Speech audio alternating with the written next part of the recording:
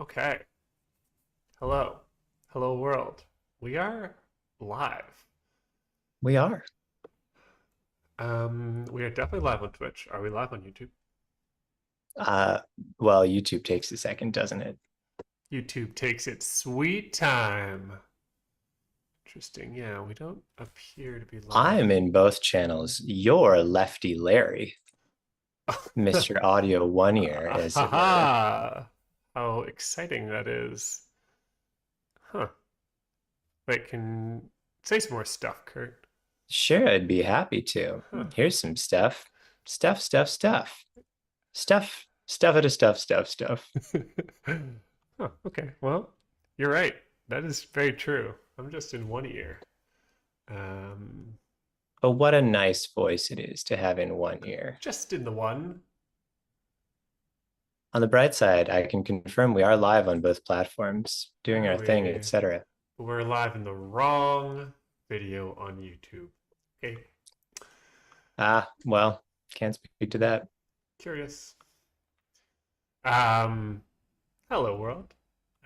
This is Lies You'll Enjoy, a little corner of the internet where we play tabletop role-playing games, and you have joined us in the middle of a ongoing campaign of City of Winter.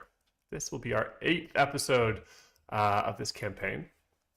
Uh, Over the last couple weeks, we were playing a different game. We've been messing with our settings, so we're on a completely different technology behind the scenes. So things are a little technologically rocky, but we are back to an old favorite in terms of games. We are going to be playing City of Winter. The exciting part today is that my character passed away in the last session, which means that I get a brand new character today, and I think that's going to be very interesting. And we are in the City of Winter, and we are making our way to a new neighborhood.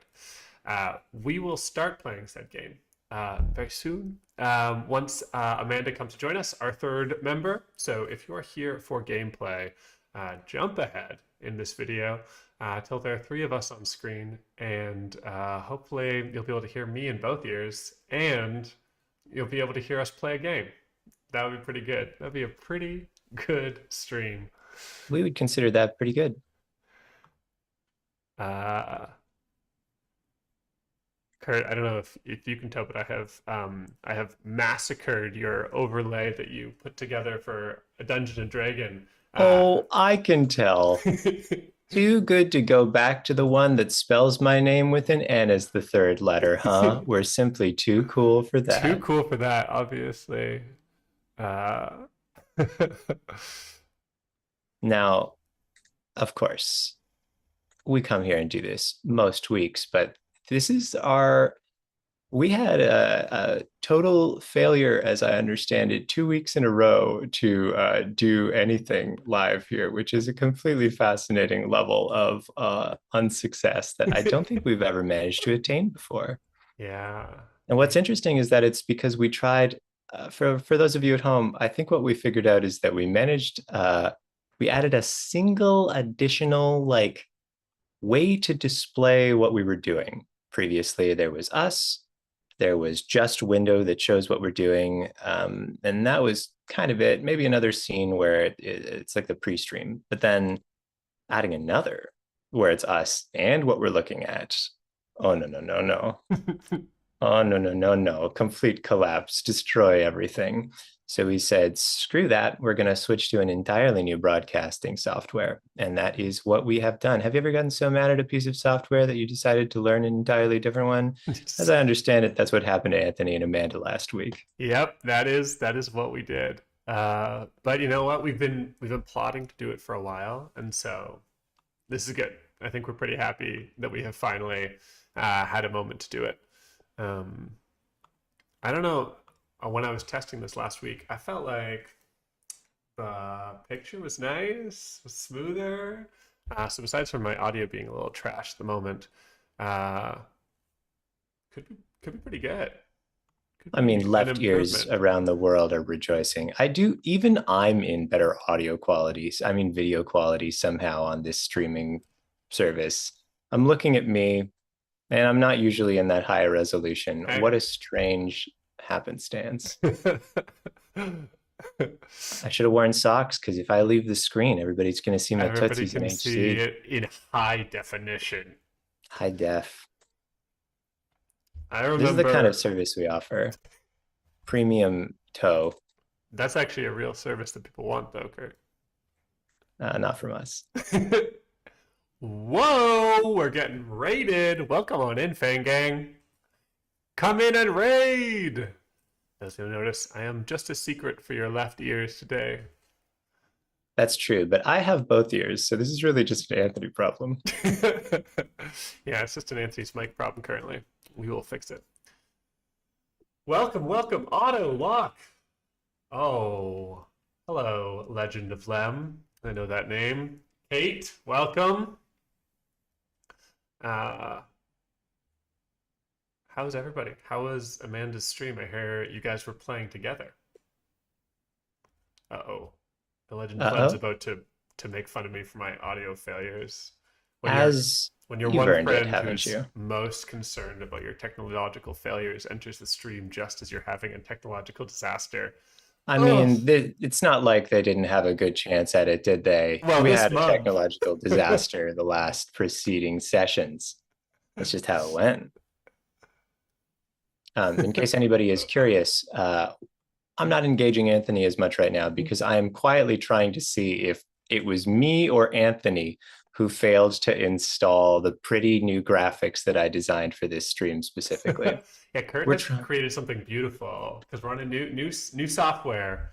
We have an Buddhist. ability for new transitions between scenes, and Kurt's cooking something up, but it's we didn't quite iron out all the details. This is why we are very late starting today, by the way. We were trying to make cool scene transitions happen.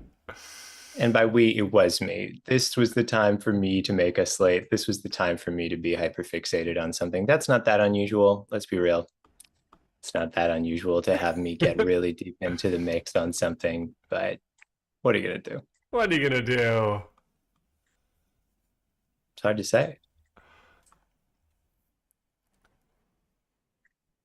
See, the thing about trying to test something in a Test program that it. you've never Oh, used before in the other window is that you are at the same time expected to entertain the lovely people who've decided to join you today. it's especially a problem when your co-streamer is trying to figure out how to get into the right ear of all the people watching, and then both of you are distracted. But I have Yeah, got it yeah, down. except you Check in a it out. productive way. Oh, Yeah, we're good.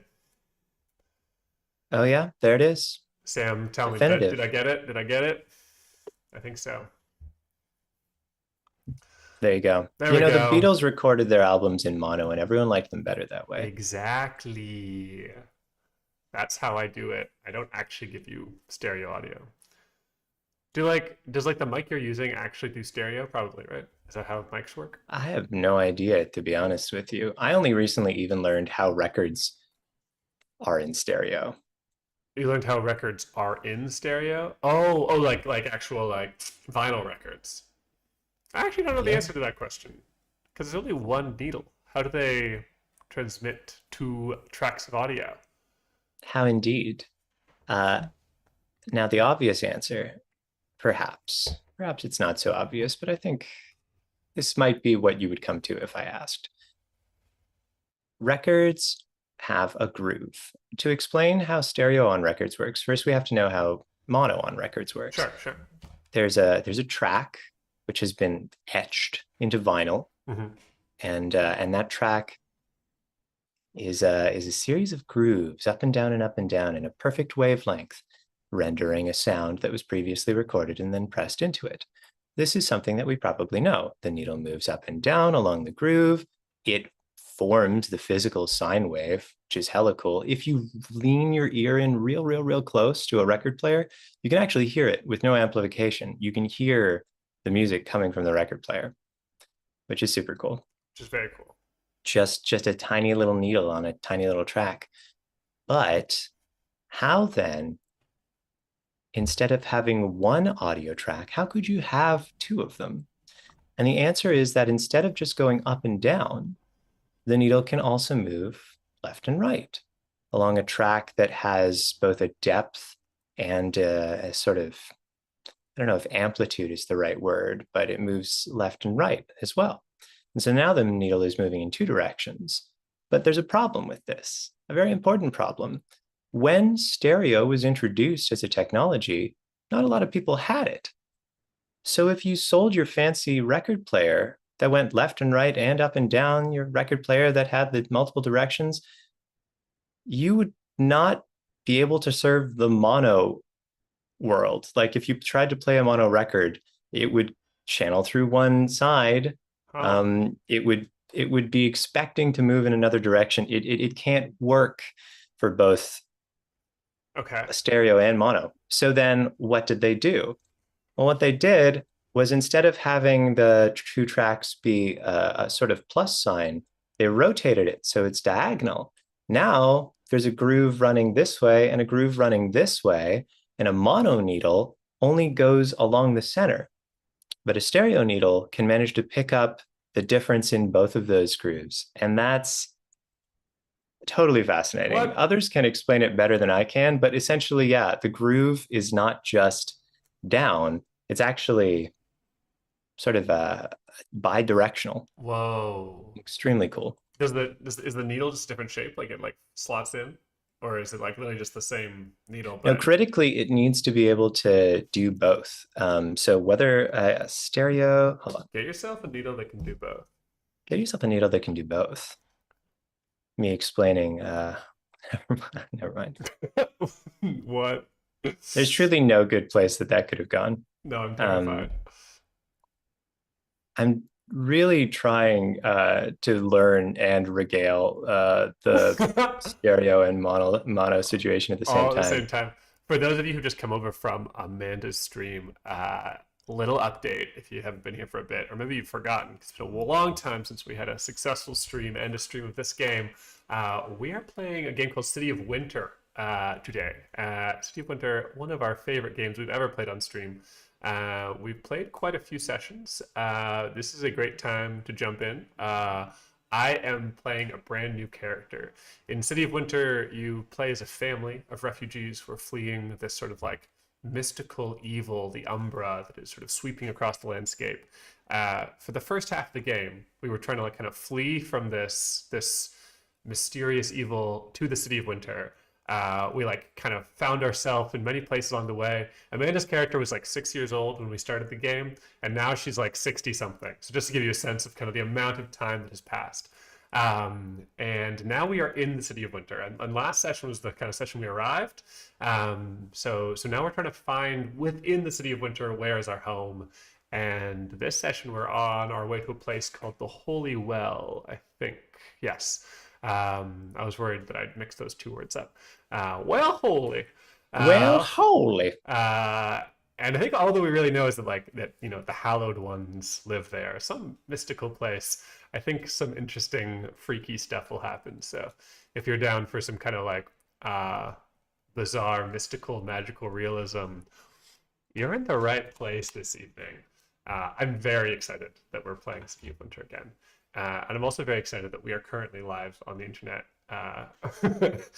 That's crazy. In a way that might even be stable. Who's to say? Who's to say? I mean, I don't want to say anything too early, but it's looking good so far.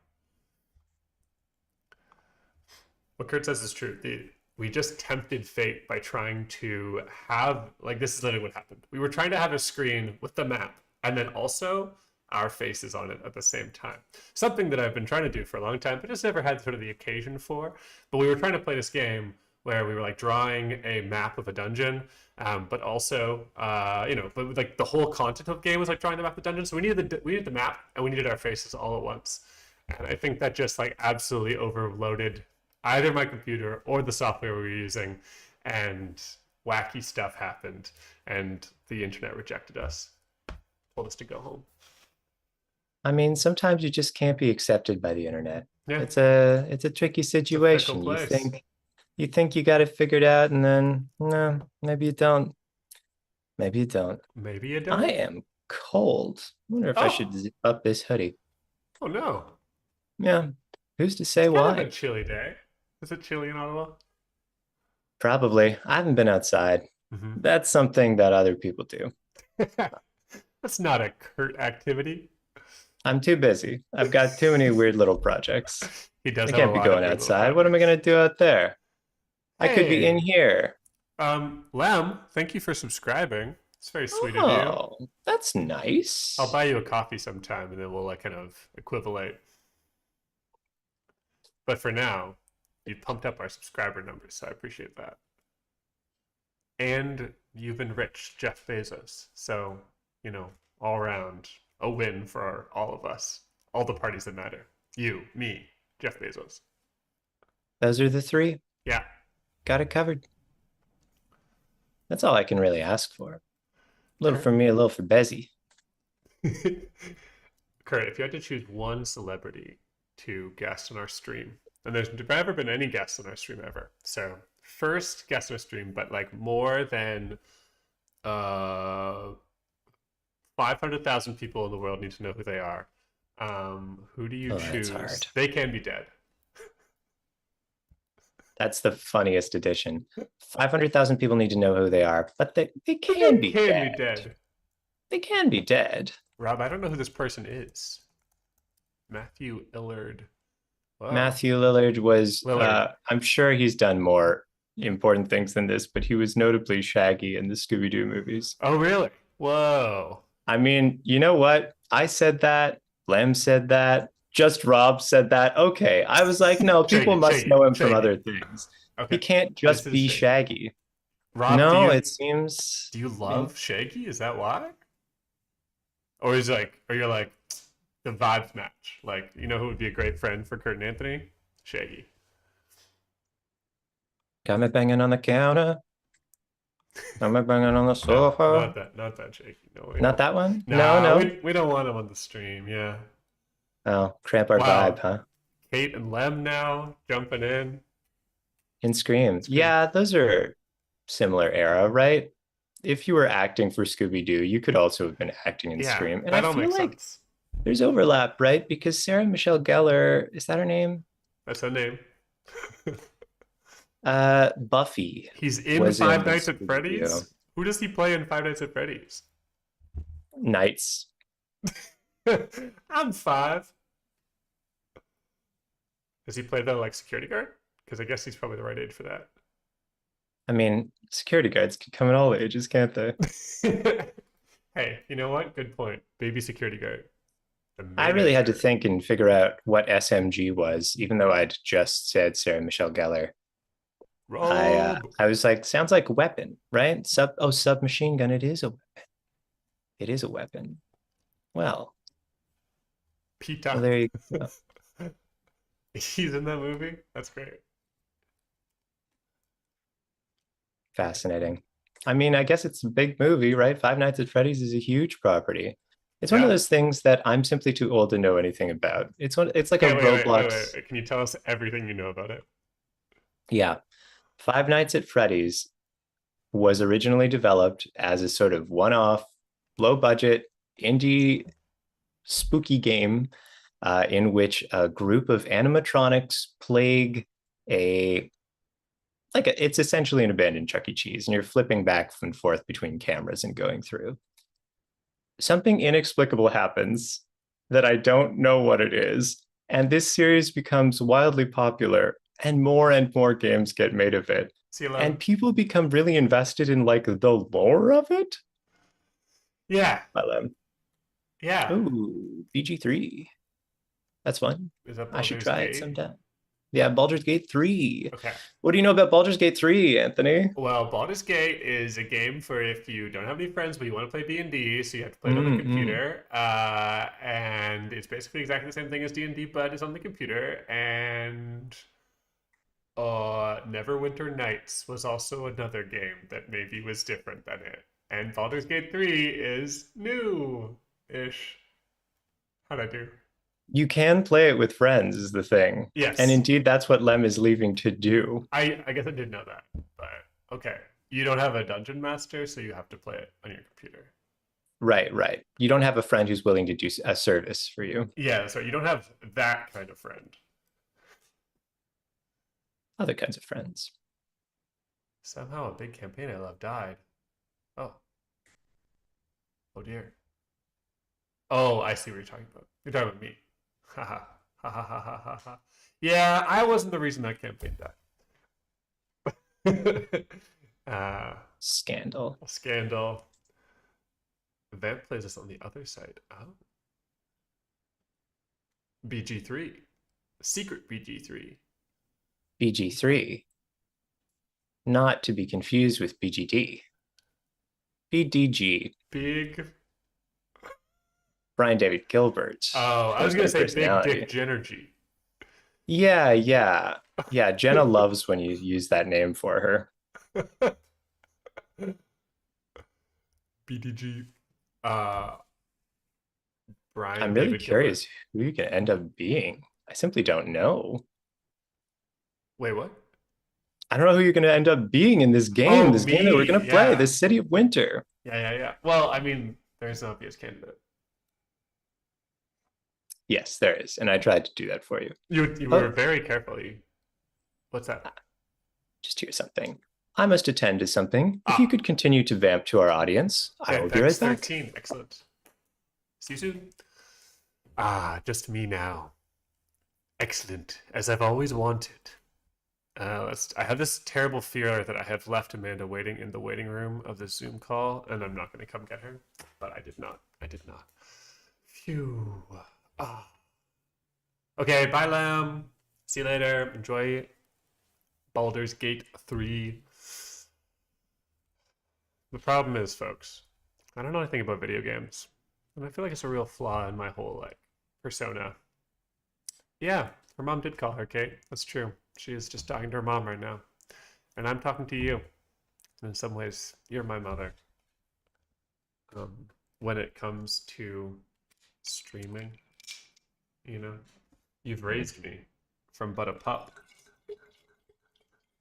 Okay, my secret that I have to tell you is that, well, one, Kurt was not disappointing enough in his knowledge of Five Nights at Freddy's. Like I was really hoping for some like real boomer takes, but he kind of knew a lot of the important stuff, which was a bummer to me.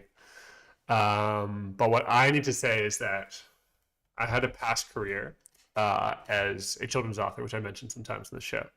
I don't write too many books right now because I'm trying to do a PhD. But in the past, I wrote a lot of books about Minecraft. That was like my big hit because Minecraft has like a very open IP policy, so you can kind of write books of Minecraft without getting a license, which is great for an indie children's writer who is trying to find some way for people to like be interested in their books, some pathway in. And I was trying to branch out from Minecraft to other things that 8-year-olds love, and one of those things uh, is Five Nights at Freddy's. So I have written in my life a rip-off, choose-your-own-adventure book of Five Nights at Freddy's, uh, which honestly is awesome. Like that's like the best place, the best setting for a choose-your-own-adventure book is like in the like abandoned Chuck E. Cheese. You're a security guard who's going to get eaten. It was so good, and I don't think I ever released it because maybe I didn't finish it, or I was worried I was actually going to get sued. Um, but it was so good, you know. There's like all this like you have the like horror is just like such a good setting for it because it's like, do you push your luck or do you stay safe? And if you don't go out of the room, like if you like barricade yourself into your office in the back, then uh, then like they come out and attack you. It was so good. It was so much fun. Uh, I also wrote a series of like escape rooms in a choose your own adventure book. And by series, I mean like I was on my second one and I hadn't released either of them. And that's my other idea, which I'm like, man, I don't have any time because I'm doing a PhD, but I would totally go back and finish those because they like so fun. They like not only was it like choose your own adventure, like flip to the page, you know, like if you want to go this way, flip to this page, you want to go that way, flip to that page. But I'd like invented new mechanics so that there was a page at the front of the book where you could like turn over, like you could like fold down different flaps if you had kind of found different objects. And then later in the escape room, if you got to a point and you had like picked up a certain object, that would change, you know, the course of your story going forward. Um, and then it was like, I think they were like genuinely good puzzles that you had to solve. Um, so That was like my, that could have been my real contribution to literature. But I never finished any of them. Oops. And instead, I studied economics. What a mistake. Now Lem is in my DMs teasing me about my background, including this strategically placed cardigan to give a pop of color. He's not entirely wrong. That's kind of why it's there. Yeah. Seems like a nice, like, faux casual piece of my background. It's also just where that sweater lives. I think the embarrassing thing about my background is that you can kind of tell that I don't really live in my own house because like nothing ever moves in the background. If you like check week to week, like everything's in exactly the same place as it was last time, which is like a bad sign that I like work too much, don't spend any time at home, and so everything is like this is literally just like a streaming set. There are some weeks where I won't come home except for Monday nights, so this is like literally a streaming set. Which is great, smart, fun. Downtown Toronto streaming set on a student strategy salary that makes a lot of sense financially, I think. What were you guys playing over on Amanda's stream? What were you guys up to? Nope. Oh, Amanda is here. What's gonna happen now? Okay, there's gonna be some chaos here as we rearrange our screens. Okay, Amanda's here, and then our video is all messed up, but we go to the main scene, and it's a little less messed up. Hi, Amanda. Hi, How you doing? I'm good. How are you? Good. We are in new stream setup, so everything is fancy and new and a little bit messed up currently. Whoa, Yeah. fun. Okay, let's try to fix this. Oh, something like that, something like that. I love fancy and messed up. Fancy and messed up. That's me, right? It's kind of like maybe our whole vibe in a good way, you know? Yeah. We're fancy, but we're also kind of Also messed up. Hey, How are you doing? I'm doing pretty well. Speaking of fancy, a friend of mine, a friend of a friend of mine barged into our office today after having like he works for a nonprofit and he was like doing some fundraising today, and he barged in after a very successful fundraising call with like a very like rich person. Like that's what you have to do when you're a nonprofit, right? You have to like convince Right. some very rich person to Schmooze give rich you people to be like, Yeah. will you give me a lot of money for a charity? Exactly. And so he said that he'd just been to lunch. Like he was at a lunch where he made millions of dollars. Crazy. Seems like a wild thing to do like before noon. For charity. Before charity. And he was like, and like they like do like good things for like poor people. Like that's what this charity does. But in order to earn the money, he had to like go to lunch in like a literal castle, in a turret of a castle with like My God. there were like three people like having like a very fancy dinner with Whoa. like like champagne and like caviar in a turret, and then there was no servers in the room, like all private, so they could have their private conversation. But then like somehow the servers had like this ability that like every time you put your glass down and it was like less than a third, they would like They be in knew. there immediately and they'd be filling Wow. exactly your drinks. Your drink Some was good never empty. service. Yeah. Crazy. And it's just though there are very fancy things out there, and I forget that they like even That's exist. always like a wild thing to me. The idea that for charity, sometimes you have to do things that like inherently feel like you could be seen as the villain of the story. Like you're like, I'm gonna go eat with a bunch of rich, generous people Yeah. who will still do rich people things because they are rich. Yeah. But they will help people. And in order for me to get what I need, I will have to be fancy for this day. Yeah, no, definitely. That's Whether exactly or not I right. want to, I gotta do it. Yeah. One of my like It's like I also had a friend that used to organize like charitable events, uh-huh. and they would have to like order like tons of stuff through Amazon. Oh, And they were like, yeah. I feel so weird about it because it's like, am I not destroying the world by doing this? Right. Yeah. But I'm also doing it for the sake of something good. But like, then how good is that thing if I had to do this Yeah. to do that? And I was like, ooh, that's hard. It's very It's a interesting. big moral question. Yeah. It's the whole like break a couple eggs to make an omelet kind of vibe, Like there are some like things you have to do that are themselves maybe not good, but instrumentally good. They lead to good. Yeah. Yeah. I think it's weird how like one of my brother-in-law works in like fundraising, and he just tells me that like all of like fundraising for nonprofits or for like scientific research or whatever is all just about like just like befriending one very rich person is more impactful than like a ton of work like managing all your smaller donors and like advertising and organizing a Whoa. whole thing like you can do If you way can just get more. one big fish, Yeah, then you have so much more time and leeway yeah. and probably resources to be more That's efficient right. with everything else you're doing. Yeah. Yeah. The That's distribution of crazy. donors is just like there's lots of like little tiny ones, and then there's just like a few super big ones. That just I like feel makes up like a lot of the.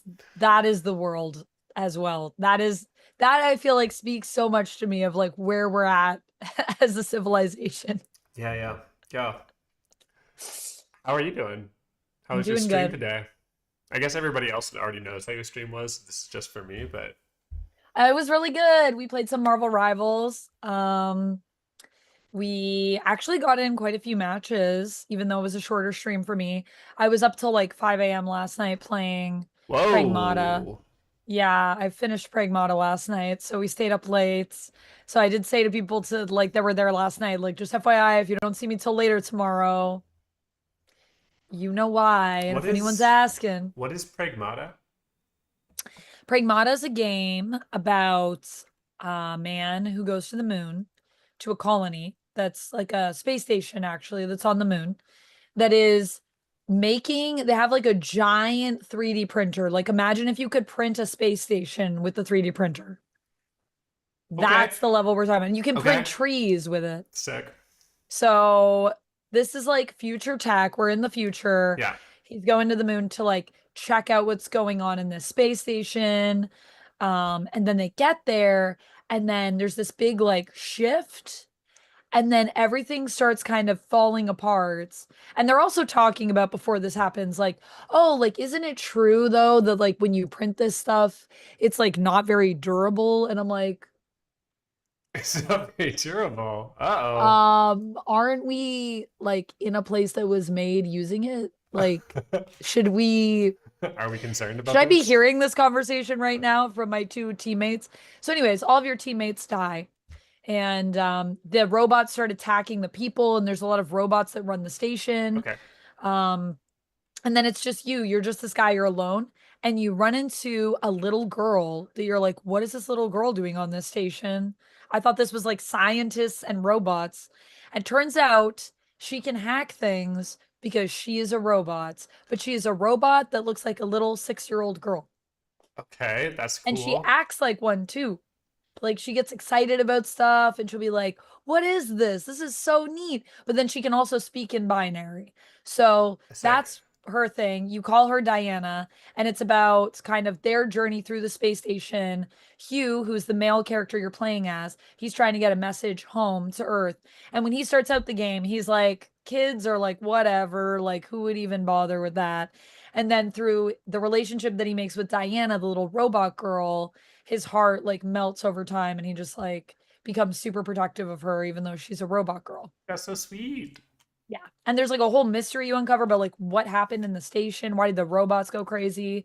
And the gameplay feels so good. It's like a game from the early 2000s. It kind of feels like Halo, but it also feels like the gameplay is completely new because while you are targeting and shooting stuff, you also have to hack things at the same time.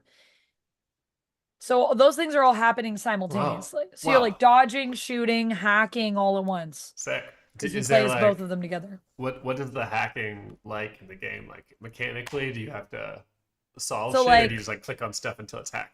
when you're shooting, you have like you have like your aim and your fire here. Hey, Kurt. And then you're aiming with like this stick, you're moving with this stick, and then these buttons are your inputs for hacking. So then you're also pressing these buttons to move. You basically have to go through like a grid. So you have to be like go down like AA and then to the left X. Okay. And then you're trying to go through nodes until you hit like a kind of a power button. And when you hit that, that's when the hack goes through, and then it'll like disable the robots or make them overheat, or there's different hacks that you can get over time and unlock Sounds very and fun. customize. Yeah, the gameplay is like so good, and the story is also great. So it was a good one. It was some game of the year material in my opinion. That game was really Okay, good. It okay. was really good. That's sick. Mm. Hi, Kurt.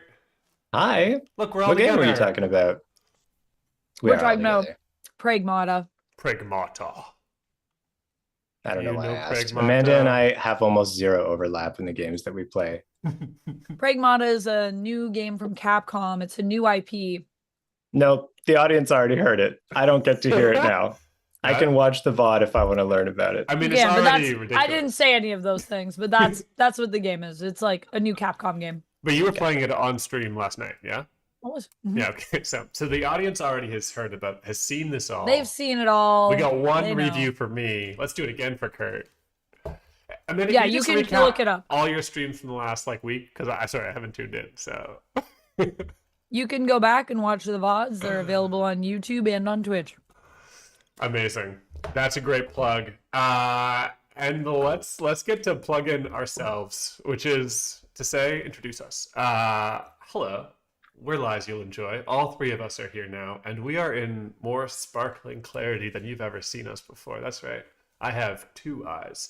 Um, my name is Anthony. I am, as I was talking about, children's author, storyteller, a longtime lover of RPGs, and I'm here every week alongside my two buddies. One of them's down here. Who's that? Whoa, that's me. My name's Kurt. I'm a buddy of Anthony. I like to play role-playing games. Sometimes I make them. And sometimes they're nominated for the Canada Rolls Awards. Ooh, this sounds new. Yeah. The what? But Canada why Rolls. why plug before we even play? I want to plug. Oh no, if you search Yeah, tell us. Canada Rolls, it gives you dinner rolls that are Canadian. Oh no. Unfortunately, it's spelled the other way. That's how they get you. Oh. Ah. Everyone's always That's trying to the make way. a roll pun, and I never know which one we're doing. You can't know. There's no way to know. It's an Anyway, inaugural. those are things that I do. It is inaugural. It's They almost spelled my inaugural. name right. Okay. Yeah, Whoa. no, pretty exciting stuff. Also, I think it's adorable that Amanda, I don't know if you told the cast and crew, and by that I mean our audience apparently. That's the opposite, Kurt. That's actually the opposite. They're the only things that aren't that. You're the cast, we're the crew. That you were calling your mom, They know. and that's Yeah. why you were a little late. That's cute to as call my mom. heck. I had to call Love my mom. that. My mom called me during stream and I was like, she was like, "Do you have a moment to talk?" And I'm like, "I'm kind of on stream right now." And she was just like, "Oh, could you call me after stream?" And I was like, "Yeah, then I have another stream though. So do you want me to call you just between streams?" And she's like, "Oh yeah, it'll only be like a couple minutes." So I was like, "All right." So, and to be fair, it was only a few minutes for my mom. My mom and I usually when we talk for like hours.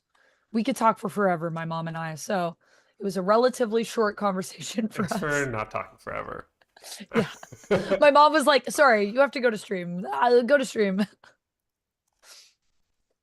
And so here you are at stream, Here like we are. someone filling in a goblet at the river. But who the heck are you?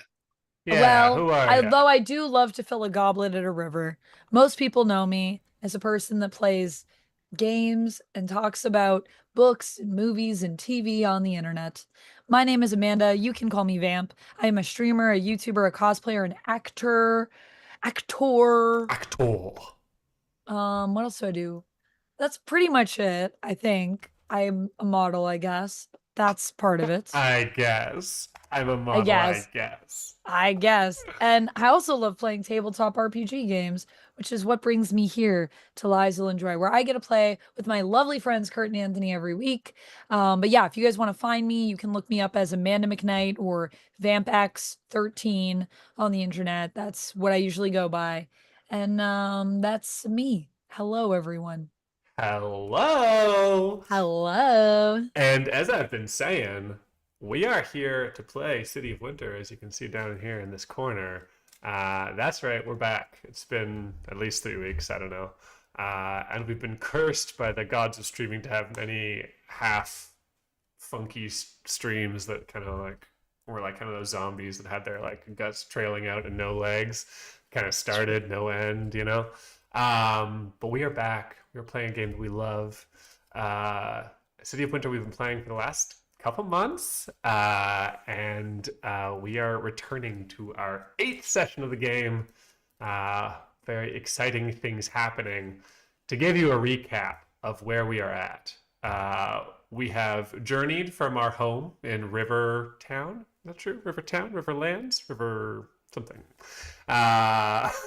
We have journeyed from our home to here over the last many decades.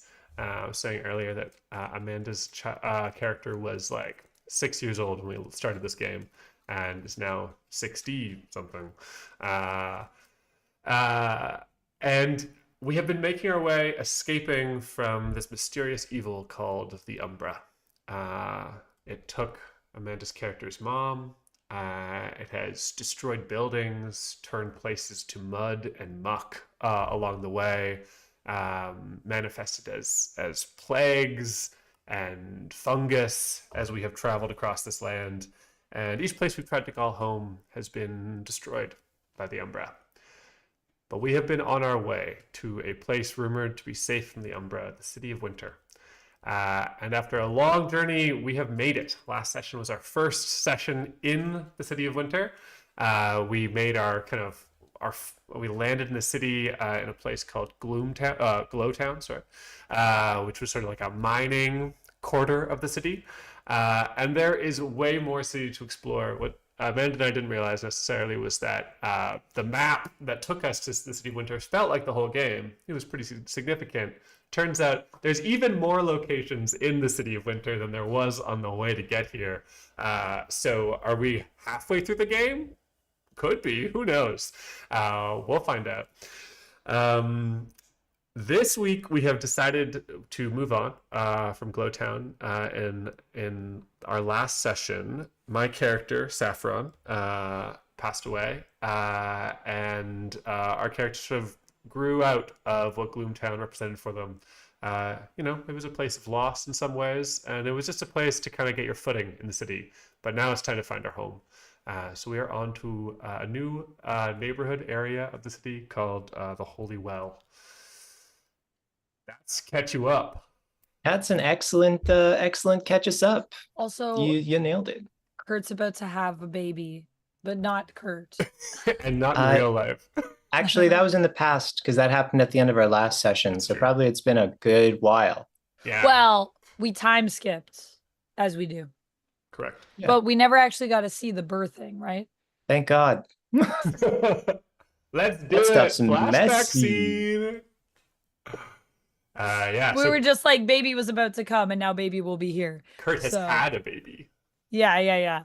I thought when you were saying that, I was like, wait, did I miss this baby being born somehow? Like, I know I sometimes am a little like loopy when I play games, but how loopy was I? Kurt and I had a special birthing session. Good old birthing. Just for one-on-one birthing Yeah, session. yeah, we didn't invite you. Oh, We've wow. all done it. I understand. We've all done it. We've all had a one-on-one birthing stream. Yeah. Well, in a sense, right? We've been birthed. That's We true. have. And it was We were one-on-one. there. In a way, there were two important It's players. one-on-one. Unless you Yeah, have, that's like, what I'm saying. twins. Or... There might have even been more, I guess, if you have like a twin or something. Yeah. Now this is making me wonder if there's an RPG that's just about birthing. I bet there is. I don't know if I should have asked that question. I don't know if I want to know the answer. 1-on-3 birthing session is when you have triplets. Yeah, is there a 3-player game about birthing? We'll write it. Tune in next week. No. Nope, no, not that one. Not taking that piece of homework. One person plays the baby, one person plays the mother, one person plays the midwife. It's a perfect 3-player game. It is. Oh no. If I say enough details, Kurt will have to make it. So Yeah, he'll start not wanting to brainstorm it, but it'll just happen. yeah. Yeah. I believe No, it. I already had to think about this about 8 months ago when somebody asked, "Hey, is there a game about this?" 8 And I months thought, Wait, ago? someone beat me. Yeah, you aren't the What? first person to ever ask if there's a birth RPG, for God's sake. Every Wow. RPG seems to be a death RPG. Why wouldn't one ask, is True. there a birth Yeah, it's RPG? true. That's a good point. And so I started looking through the Golden Cobras, which is a challenge in which people design original LARPs and submit them for consideration and public play, but I could not find birth. Couldn't find Wow. birth. Could not Yeah. find So it is both. so it is a gap, is what you're saying, in the RPG world. We don't have enough birthing games. In a sense, a gap that one hopes to pass through someday with a new and exciting delivery. Okay, let's play the game. All right, enough. Anthony ran out Enough of of our birthing talk. patience. Are you gonna get flagged on YouTube for this? I wonder. YouTube's anti-birth. Ugh. Yeah, I think they're just anti Bodies, humans. women Oh, bodies. Yeah. wow. You Yeah, heard it here yeah. first from Amanda. YouTube is Sorry, anti-women. Amandia. Yikes. But yeah. So Whew, it's been a we while. do. I'm rusty on my City of Winter. I feel so ready to jump in, but also, will I die? Did we want to talk about who we're playing at all Sure. for people? Shall we give a little? You guys can introduce your Yeah. characters. Yeah. Makes sense to me. I actually need to flip this map, which how do I do that? But I'll say bottom corner, select the map. oh yes. Thank you. You're welcome. I am playing Stone, she, they pronouns. Stone was, when we started this game, a young girl who went on this entire journey, ended it in the City of Winter. Now that she is an elderly woman, she has a little son who, he has such a cool name too. Blue.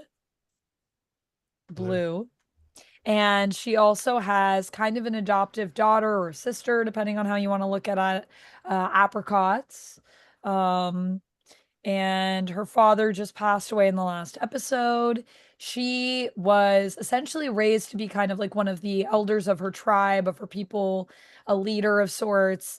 And I think her whole life has kind of struggled with her place in the world, especially as she's moving from place to place and never really fully settling down till now, where she kind of wanted to be an artist, but was being shaped in this way and felt an obligation and a responsibility, and also does enjoy her culture and her people. So she's a little bit of like a rebel, but she's also a very grounded and responsible person, I think, as well, when push comes to shove. A little aloof, a little kind of masks her emotions. That's true. Usually. Yeah, it's a good description. Yeah. That's great. I don't know. There you go. No, I don't know if I should read any other things, but that's the general gist. I think that was a really good description. Okay, cool. Kurt, who are you playing? I play as Apricot, who was essentially adopted by Amanda's character's dad. And in a sense, also Amanda's character. So I play as Apricot, who was found, essentially abandoned in some ways by her mother as a child, and then learned the ways of trapping. Lost her arm in a run-in with the Umbra, and then so now has a prosthesis that she made herself. She learned the art of mask making and welding, I suppose, as a like parallel discipline. There were metal masks. And then we all infiltrated the City of Winter together through a big hole we carved in the side of the protective barrier. Yeah, she also was with child the last time we saw her, and who's to say where they are now? She's also going to be the only one in this game, mechanical note, who has any marks of the City of Winter, which is when you grow older at the City of Winter, which is important because that's how we can determine how far you can move within it. That's going to matter later. Right now, let's turn our eyes to the last and yet unknown member of our trio. We lost Anthony's wonderful character, Saffron, who was just a a beautiful person, and I Also, won't get into it too If much. you guys missed last week's episode, or I Last guess week? 2 weeks Last ago, month's episode. last month's Then episode, you should have gone back by now. you should really go back and watch that episode because I think it was like one of the best like RPG episodes in general that we may have ever done. It was In the really world. it was really, really good. I was really proud of all of us. Aw. So yeah, It was fun. definitely go It was a good watch one. it because it was amazing. And it was so sad losing Saffron. Oh my gosh. So But we'll now, have something new for you this week. yeah, Anthony will be a new person, I will be a new person. And I'm which very excited. Kurt has already done. He has already turned into a new person in our game, which is Aren't we pretty all cool. becoming new people all the time? True. Yeah. Birth. At the start of a new chapter. If your character is a memory, or if you are a new player joining an existing campaign, we're going to That's follow me. these I'm new. rules. First, choose another player. I choose Kurt. Great. That player is going to give you a name, and I think I am going to be naming you with something from... Ooh, let me take a look at the other map. I feel like I would name you something from the Kingdom of Towers, which is foxes. Foxes. Ooh. So let me take a look at what their names are. A little. Names for the Fox of the Towers: Glade, Lichen, Meadow, Ivy, Gully, Willow, Thicket, Oakley, Vale, Juniper, Briar, Lake, Acorn, Huckleberry. There is a poem by, give me a moment. There's a poem that I quite like and think about often, involving like being raised as a child in the city. And in this passage, she speaks about how it's like raising an oak tree in a thimble. And so I think your name is for sure Acorn. Good name. That's Good cute. name. So next step, you are going to receive a bond. The person you chose gives you a child bond with their character.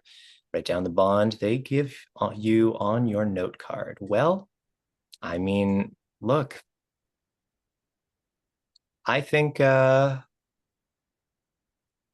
I'm just going to prescribe it. I think you're my kid. I think you're child of Apricot. Yay! I'm Apricot's baby. This is very good. This is very good. And now, for the second time in this, Anthony is sort of my kid. I guess. I mean, Not exactly last time. You weren't actually I wasn't my child. actually, You were sort of, we had an adversarial situation. but you were Your my son-in-law. my senior. Yeah. Wow. Okay. I am Acorn. I have no bonds. Wait, no, I have one bond. Right? No, you have a bond. Do you? You I have a have bond. Child Child of Apricot. Great. Me. Okay.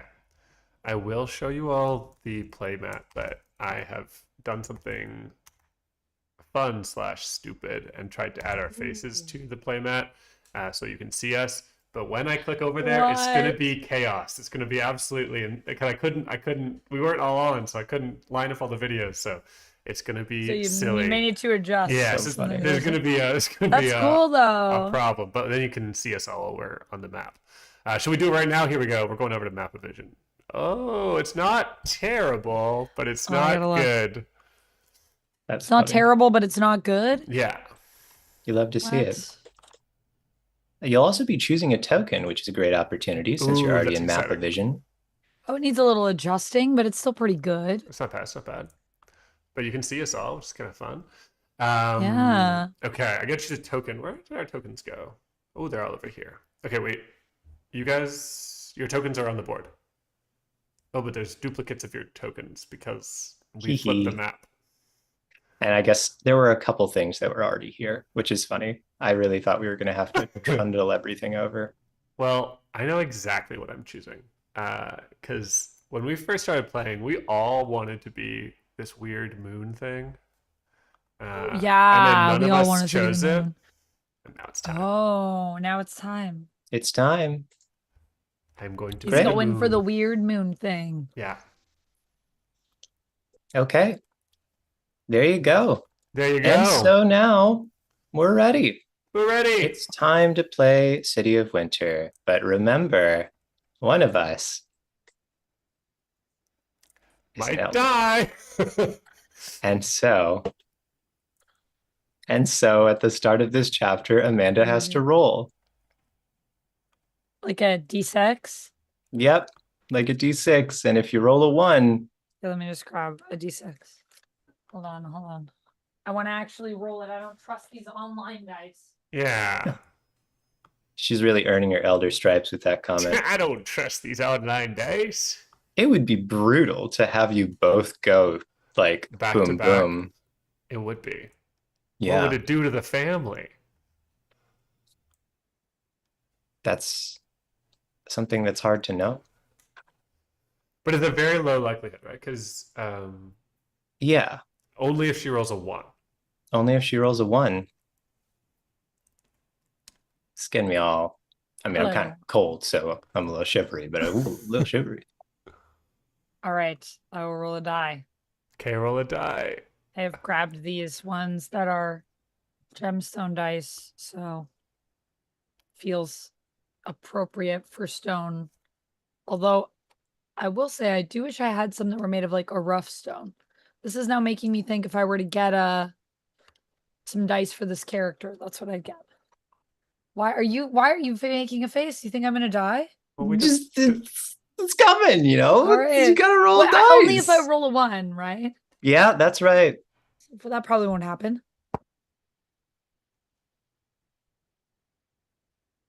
I died. No. Really? I rolled a 1. It's kind of hard to see on this die. But that is indeed a 1. Wait, hold it there for a second. Hold on. Make it bigger. Maybe if I adjust I put it back the same way.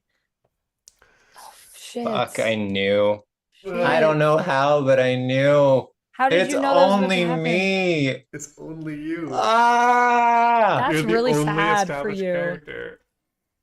What's gonna happen to my son? I know. Shit. How old What is the your hell? son? He was not that old when we left. I mean, he's probably older now. Yeah. I think. I feel like we were probably playing him as like a kid.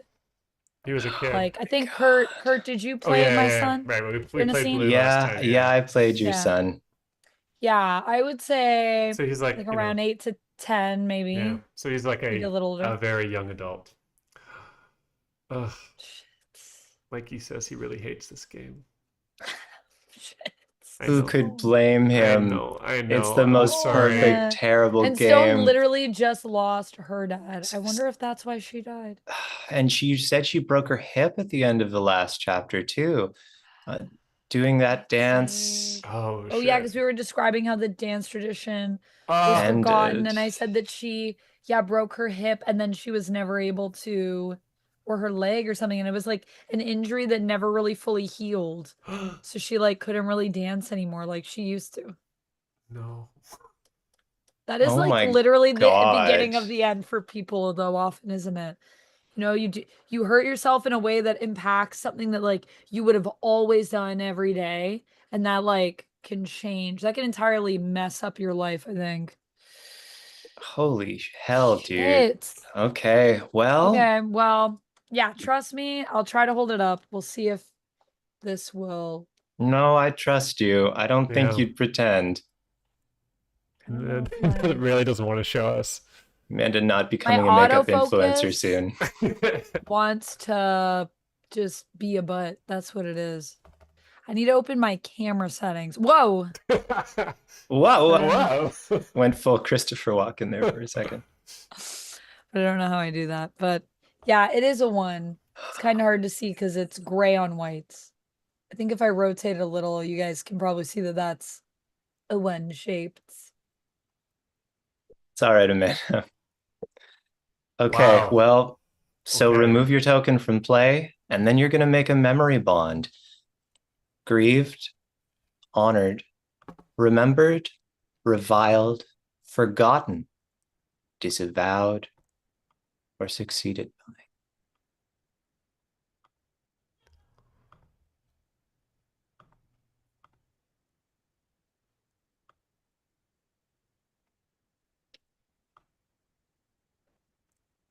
It's okay, well, this is Wow. me. So I'm gonna move myself off. This game. Can you read those one more time? Sorry, can you read those one more time? Grieved, honored, remembered, reviled, forgotten, disavowed, or succeeded by.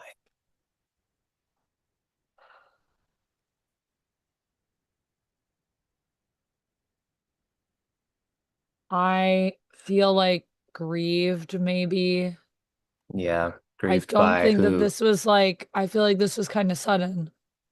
Yeah, seems like it took us by surprise. We haven't really had like a sudden like death. Like all death is sudden. Yeah, they've all felt that, but this They've is all sucked. extreme.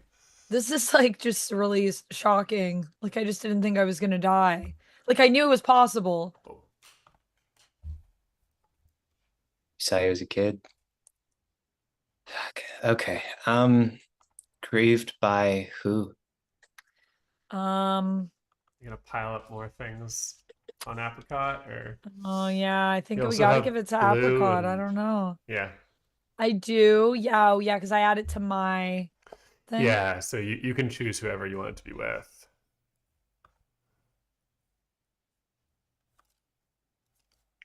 Yeah, I don't know. I hate to pile it up on Apricot, but I really do feel like Apricot would be the grieved by because I just Yeah, feel like Apricot is all alone, kind of. Like obviously you're not. You but have your partner, you have you your know, child, in some you have important Blue, ways. who's young, but I'm sure is still present. You have my friends that might still be alive, Zephyr and Gus, who you probably spent time with, but yeah, like your family is gone a little bit. Yeah, that's true. Sorry. I Yeah, don't want to like say you're your an orphan, but family's you're gone. kind of Your an orphan family's now. gone. Like that's really tragic for Oh Apricot. shit. All Oh, right, well, geez, I'm sorry. no, it's part of what makes the game beautiful. But Jesus. But Jesus. Here's how it's gonna go. Okay. On our turn, we are going to take our token and place it on one of the locations and either share a tradition, if we have traditions to share, or witness a tradition if that's something that we want to do. We are going to be inspired by the scene prompt at the location. And when it is Amanda's turn, Amanda is going to have a memory scene in which she moves one of our tokens to a scene we would normally have access to. And then she shares a tradition, giving it to our player's character and playing it face down on the table, leading the scene. It's worth noting, Amanda, for your purposes, that my character can reach Glowtown still, if you want to ever set scenes there. That's a good Right. point. Yeah, so I can move you to Glowtown. Yeah. Okay. Okay. Cool. Okay. Well, I can see a couple of ways that we open this, but do we have someone who's interested in leading the charge?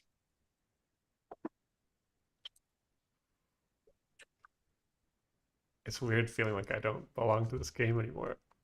Yeah. Um, I think I will lead the charge Please. and I will move. I think I'm actually going to move Acorn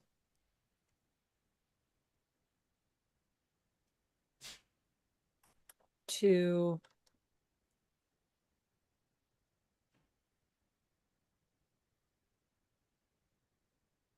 the Chamber of Truths.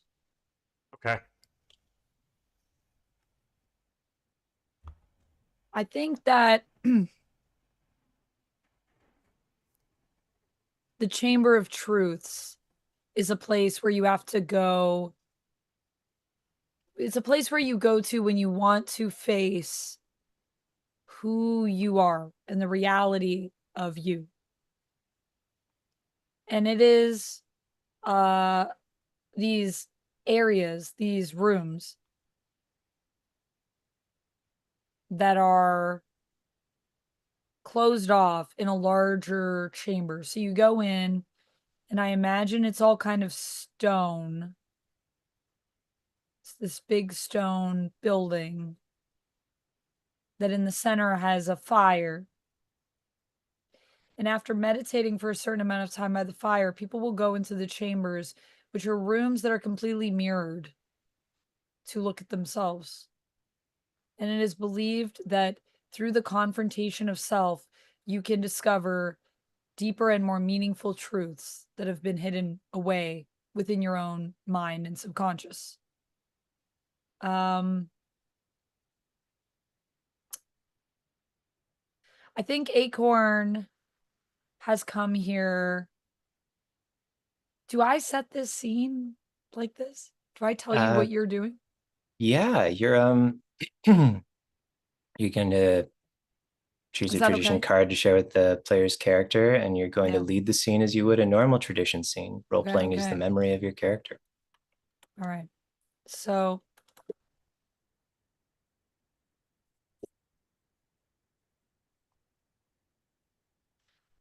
Would you like to hear the example from the book, how it might open? yeah, sure.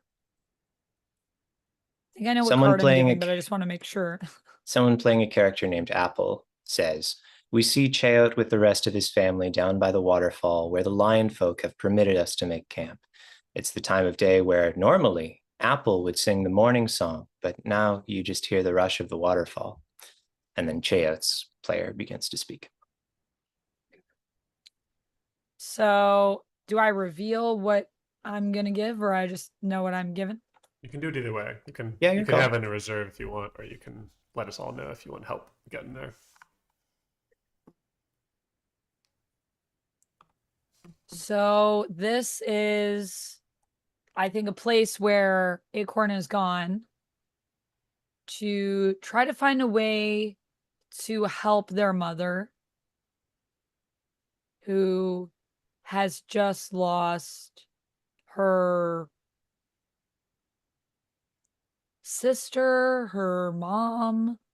Honestly, I think as a new member of this family, you're a little still trying to figure out who Stone was to you and who she really was to your mom.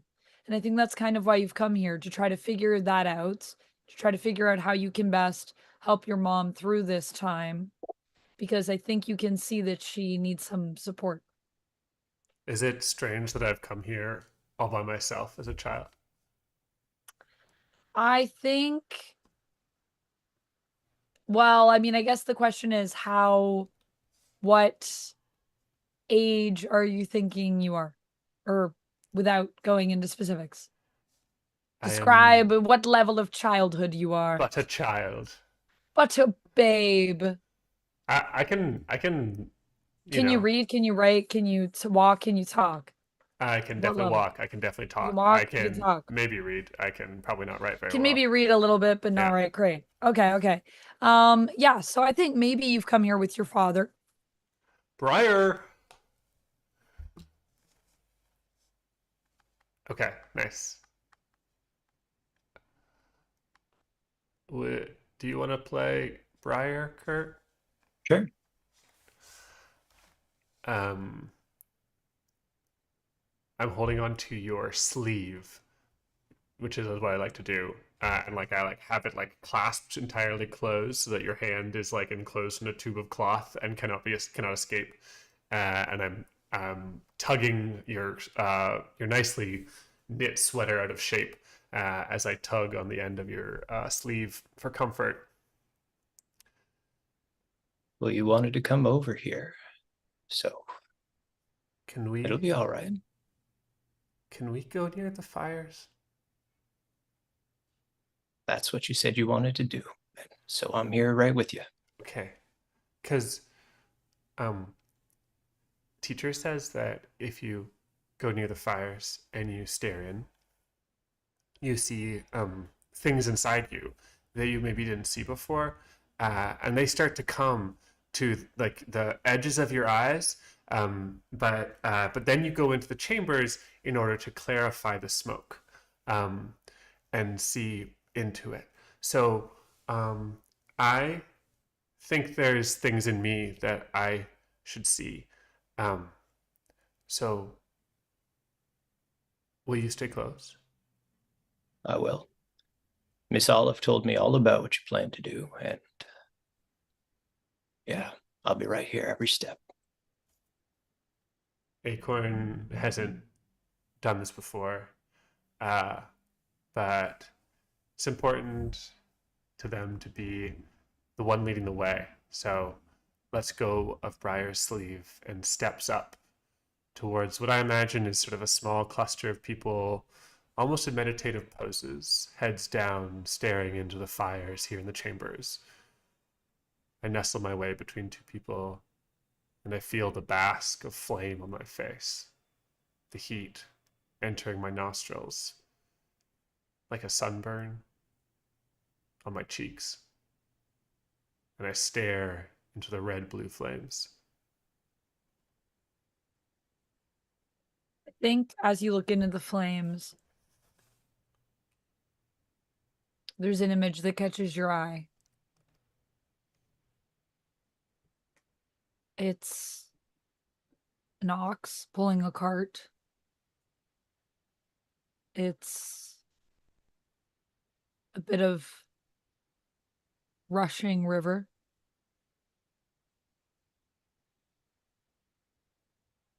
A swimmer tethered to a rope tethered to the grass, the sound of wings fluttering. It's hard to make out. What do you see in the fire, little oak? I think somebody else is remembering something. But it's not me. What do you mean? Well, like somebody else is remembering with my rememberer. You're being silly. No, I'm He being sort of ruffles your serious. hair. I bat it away. I'm being serious. Well, maybe you're seeing something like that. I haven't seen something like that, but that doesn't mean you can't. I think I need to go to the reflection chambers. It's not clear enough. I need to go where it's clearer. Well, you can't always know what you'll see there. Are you feeling okay?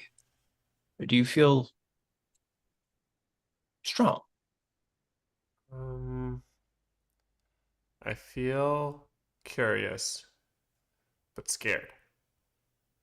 Is that Well, bad? that's okay. That's pretty normal. And if you're curious, then I think that's a good place to start. I'll be right here.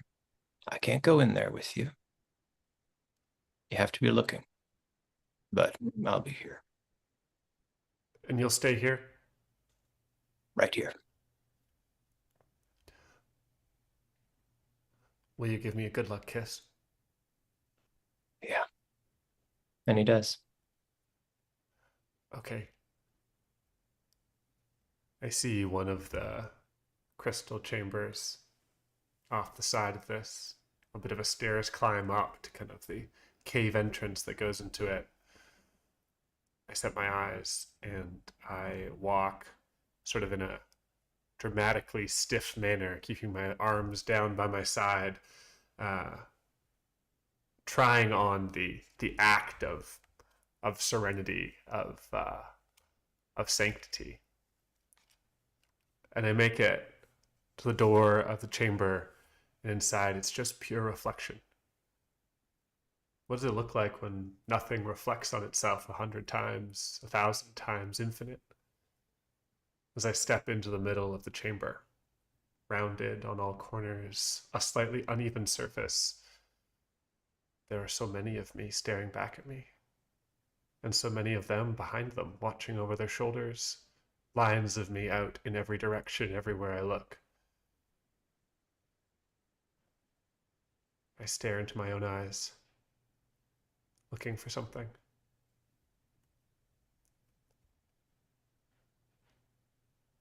Your eyes seem to shift. And then they look like they're getting larger. It's as though you're getting closer to your eyes or falling into your eyes. You're not sure which one is happening. How do you feel? I'm scared, and I can feel my heart beating at the edge of my chest and up into my throat. And I look to the door for a second, breaking eye contact with myself. My dad's below. And I think about running to him. And then I grab the sleeve of my sweater, which is just a little bit too long for me, and I tug it tight. And I stare back into my eyes. When you tug it tight, you can feel feathers on the sleeve. Is it feathers? Or is it fox fur? Something soft. What do you do? Without looking at it, I try to feel it more. As you feel it more, it starts to spread up your sweater. And as you embrace it, you start to feel a sort of warmth from inside you. Do you look into the mirror or do you look away from the reflective surfaces? Are you looking towards yourself or are you looking out? I'm still looking into the mirror. Okay. Okay. So as you look into the mirror and you feel this warmth start to fill you, it's like the fire you were just looking into is reflected on all the surfaces. But you don't feel the heat of the fire. You feel the warmth from within you. You feel as though someone is hugging you. And the fire that you look into is only a fire for so long until you start to see that the fire is not a fire, it is a pool. It is a pool of boiling water. It is not a pool, it is tea. It is tea in a cup. The cup is in your hand. Do you drink from the cup? Or do you throw the cup away? I don't like tea. It's bitter. But I give it a long, hard sniff. It smells like spices and warm apple. And there's a hint of something, some herb, something you don't recognize. A flower, maybe? Something floral about it. Smells good. Is there someone there?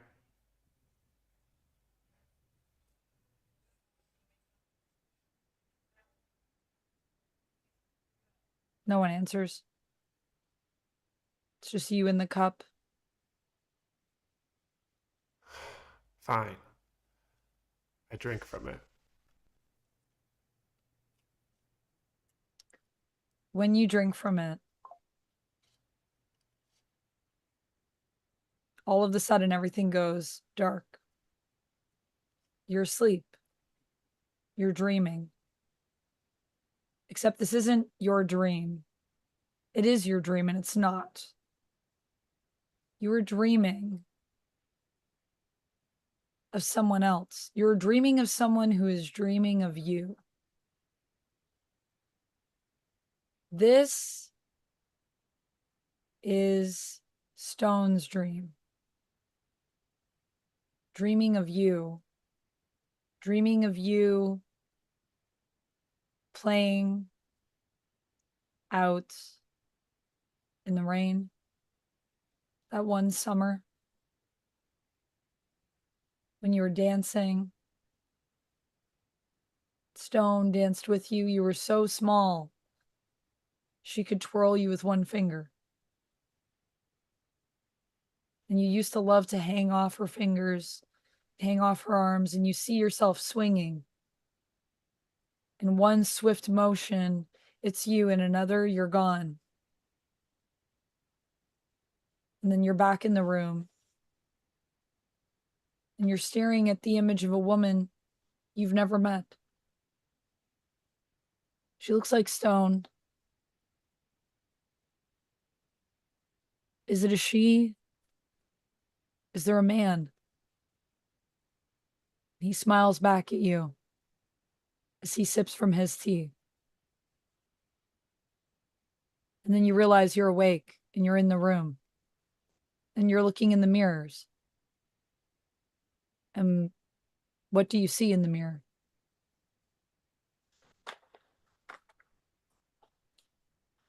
I think for a second, I just see Auntie Stone staring back at me, a million of her off in every single direction. And then I blink. And it's me, scared and small in the room. Papa? Papa? And when you look Right back here. at yourself in the mirror,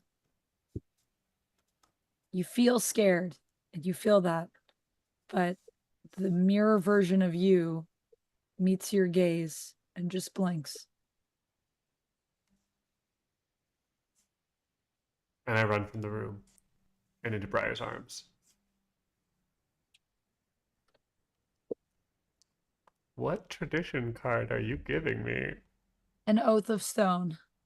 Whoa. Holy Holy shit. Ah! Okay. Well, Acorn's gonna use she, her pronouns. Just Cool. a little update for everybody. Actually, Acorn's gonna use she, they pronouns. Okay.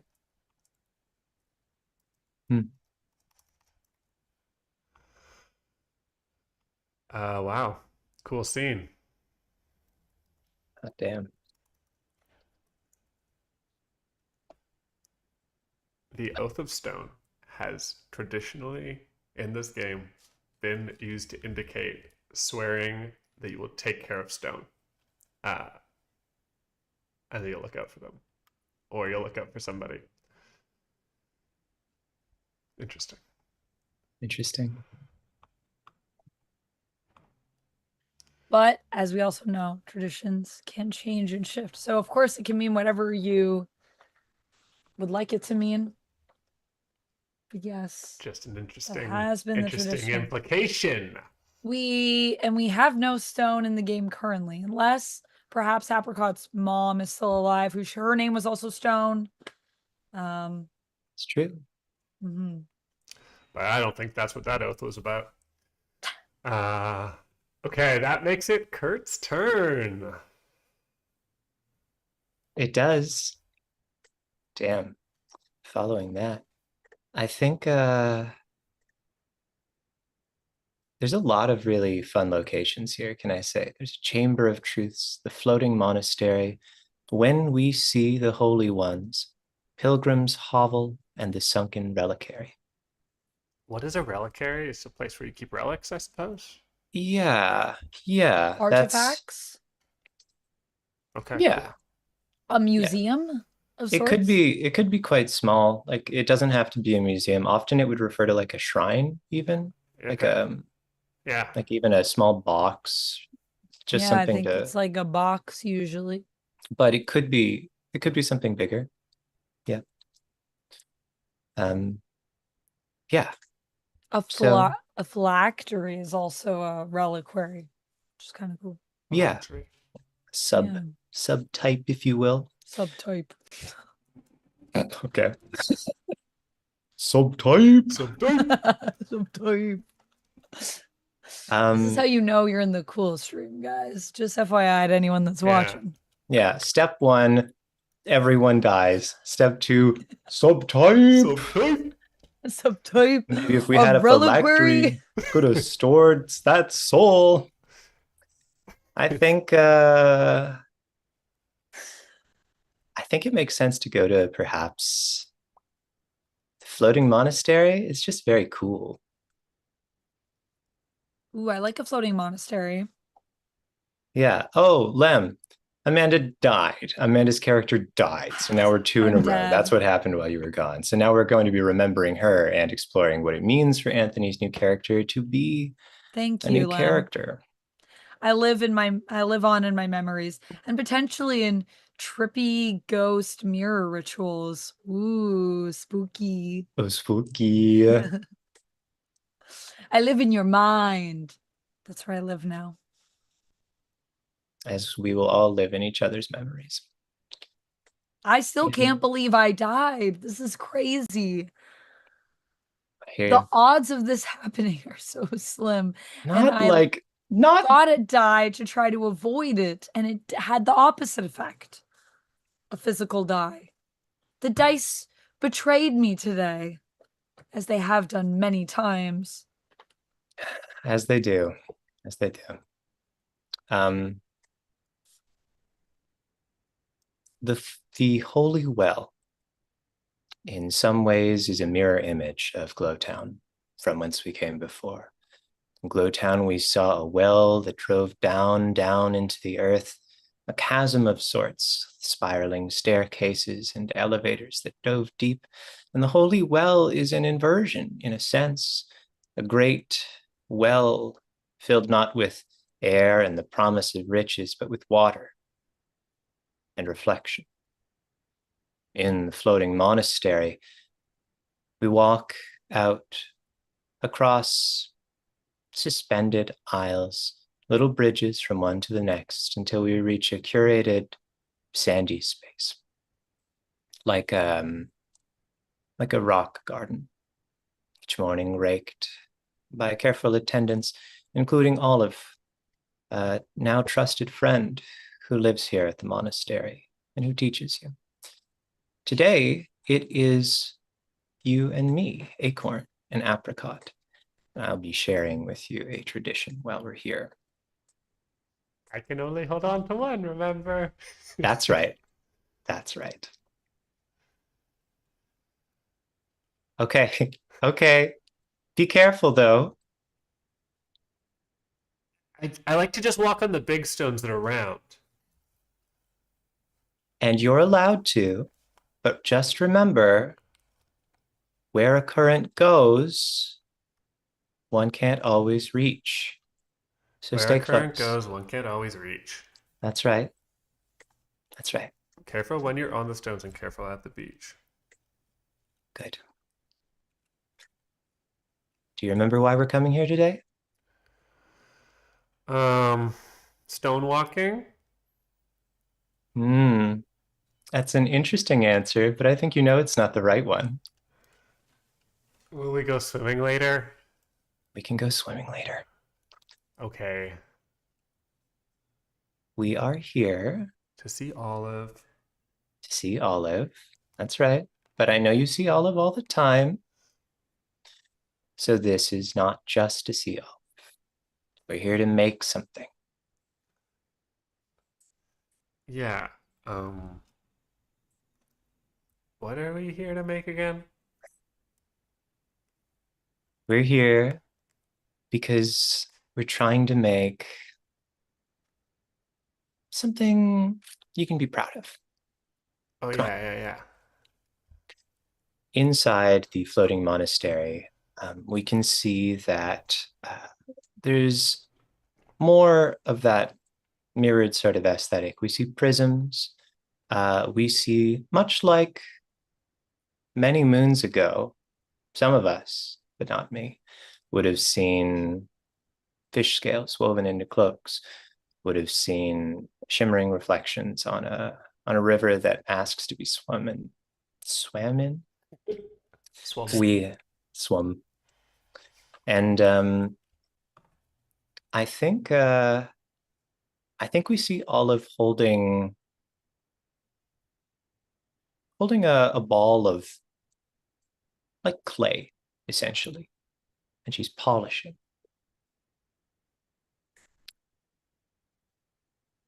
Hi Okay, Olive. Amanda, would you mind being Olive? Sure. Hi. I only walked on all the big stones across the entire garden. Wow. That's impressive. Thank you. I don't see you applauding, though. And you said that when we're impressed, we applaud. Don't tease your teacher. She said it. Very well. Now, Thank you. You won't be able to hear it through the Zoom call, but there it is. Olive, would you mind showing Acorn the finished one? Yes, the finished one. Hmm. Where did I? This way. I think you lead us through a corridor, and there's a fluttering tapestry in this breezy, open monastery. And as we move along this corridor, we can see that there's sort of these columns, and at the head of each column is a beautiful polished sphere. It must be made of something that's naturally very reflective. It couldn't be just a piece of clay, but there's so many of them, and each a little bit different. What does the one that you stop in front of look like, Olive? It is a sort of iridescent blue. And it has a shimmer to it. As though you were looking at perhaps the inside of a shell, except that somehow this is also translucent. So there's a pearlescence that is also transparent. Acorn. Miss Olive made this by polishing and polishing and polishing. Something that didn't look like much of anything until eventually it did. I can almost see her face in it. Olive, how long did it take? Did your arms hurt? No, my arms never hurt. Because you're so strong. Because I am determined. I walk over to another one that's kind of on a lower dais nearby. And this one I think is just like pure silver, like just like reflective with almost no color, no imperfections.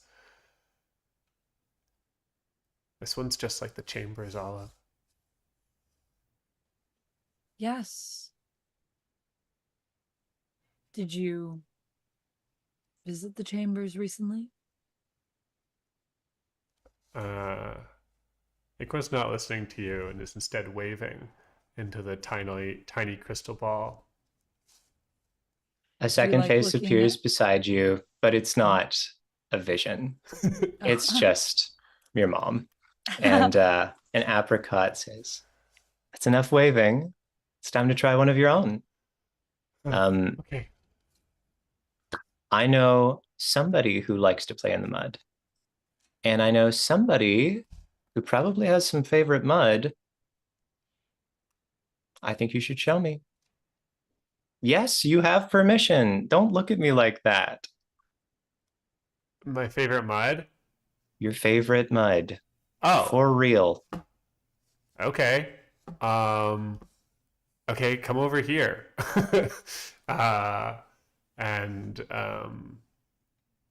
down out of like a nearby door, sort of like steps down onto kind of like a kind of clay beach here at the water, and Acorn scoops up a big like clump of mud from kind of the bottom of the stone steps here in the floating monastery. This is the really good mud that I like to play with between Olive's lessons. You can make this one into kind of all sorts of shapes, so it's good for making people and horses, and then the big horses with the horns. Do you want to try it, Mom? In a way, but today we're not going to be making sculptures. Sculptures are great, I've made a lot of them, in a sense. But today, My mom we're makes just going masks. to see. Shh. Listen when your mother's talking. Sorry, Olive. Okay. Olive knows, honey. Oh, yeah. Olive's really smart and strong and determined. Apricot shoots a kind of mutual adults amused at things smile at Olive and then turns back to Acorn. You don't have to do it too long, but I'm going to turn over this hourglass. She does so. Sour glasses go for an hour. Not always, they're just called that. This one goes for long enough for you to get the idea. I'm going to ask you just to run your hands over the mud until it starts to be more round, until you start to see something. And it might feel a little pointless. What I want you to remember, little oak, is that if you spend your time with something and you try and you care and you focus, you can always make something beautiful. And so I'm going to give you a card made beautiful. Cute. As you turn away to go and diligently do this strange sort of crafting project of sorts, Apricot pulls a project out of her pocket. But this isn't clay. It's not silt. It's not mud. This is a rock. This is stone.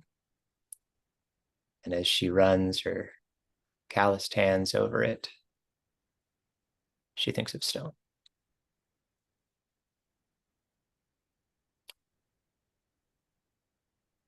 Anthony, it is now your turn. Whee! My first turn as Acorn. Also, Lem, I want to say thank you for the suggestions in the chat. Ooh. I literally was going to, I was thinking to myself, I'm going to make this character something different. And then you were talking about how Olive has no emotion. And I was like, ooh, actually, maybe she's really stoic. She doesn't care about anything. Maybe that's why she's so cool. Oh, I should say, if anybody does want to know more about that actual real craft, Dorodongo is what it's called, and you can do it. It's a real thing? It's a real thing. Wait, how do you spell it? Dorodongo. Dorodango. I did not spell it right, but okay, great. That is crazy. Whoa, cool. That's so cool. We should do this. You could. New stream. Just this for hours. Very engaging. Okay. I'm going to go to the Pilgrim's Hovel, I think. And I am going to... So it's going to be me, I guess. It's been a long time since I played a proper turn of this game. I would like to witness a tradition. And so that means that I have to pull a card from one of the cultures here. This has a circle icon, which means I can choose any of the circle ones, right? Correct. Yep. Okay, and the circle is these ones down here. Okay, sweet. But you don't get cards. Where are you going? I'm going to the Pilgrim's Hovel, and I am going to give a card to Shumberdy. I am going to give an Can't give a card to me because I'm dead. Actually, I can, because I just need somebody to share a tradition with me. So to demonstrate a tradition of this place, Holy Well. Oh. Yeah. So you know what? I am going to give it to you, Amanda. What? What do you mean? You can't give me a card, Oh, can you you? did. You're not Stone in this scene. You're just gonna Who am play. I? You're gonna play the people Local. locals of this place, okay? And you're gonna share like you know You like can do that? I thought we had to give it to each other. do you We've remember? been doing this for months. What do you Do you mean? remember when What we do were you when we were mean? in What do- places, we would learn about their traditions, right? Yeah. So that's what we're doing here. Is that like to learn those Oh, tradition, you have sorry, to I'm giving you a card. correct. So I'm gonna Okay, never I'm mind. Sorry, drawing a I card. thought you were literally taking a card to give to me, and I No, was no, like, no, can't do no, no, no, no, that. no, no. I'm Okay, good. giving So you a I'm card not to give to crazy. me. Okay. Yeah. You'll I give it was to me. like, we've given cards to NPCs before. I didn't know we could do that. No. Okay. So I'm gonna give you this card. Yeah. Okay. When you arrive at the Holy Well, I'm just gonna put it in my hand so I can look at it secretly. totally. There are cave manors that people live in here, and there are not only the monastery is floating. There are many other structures, co-ops,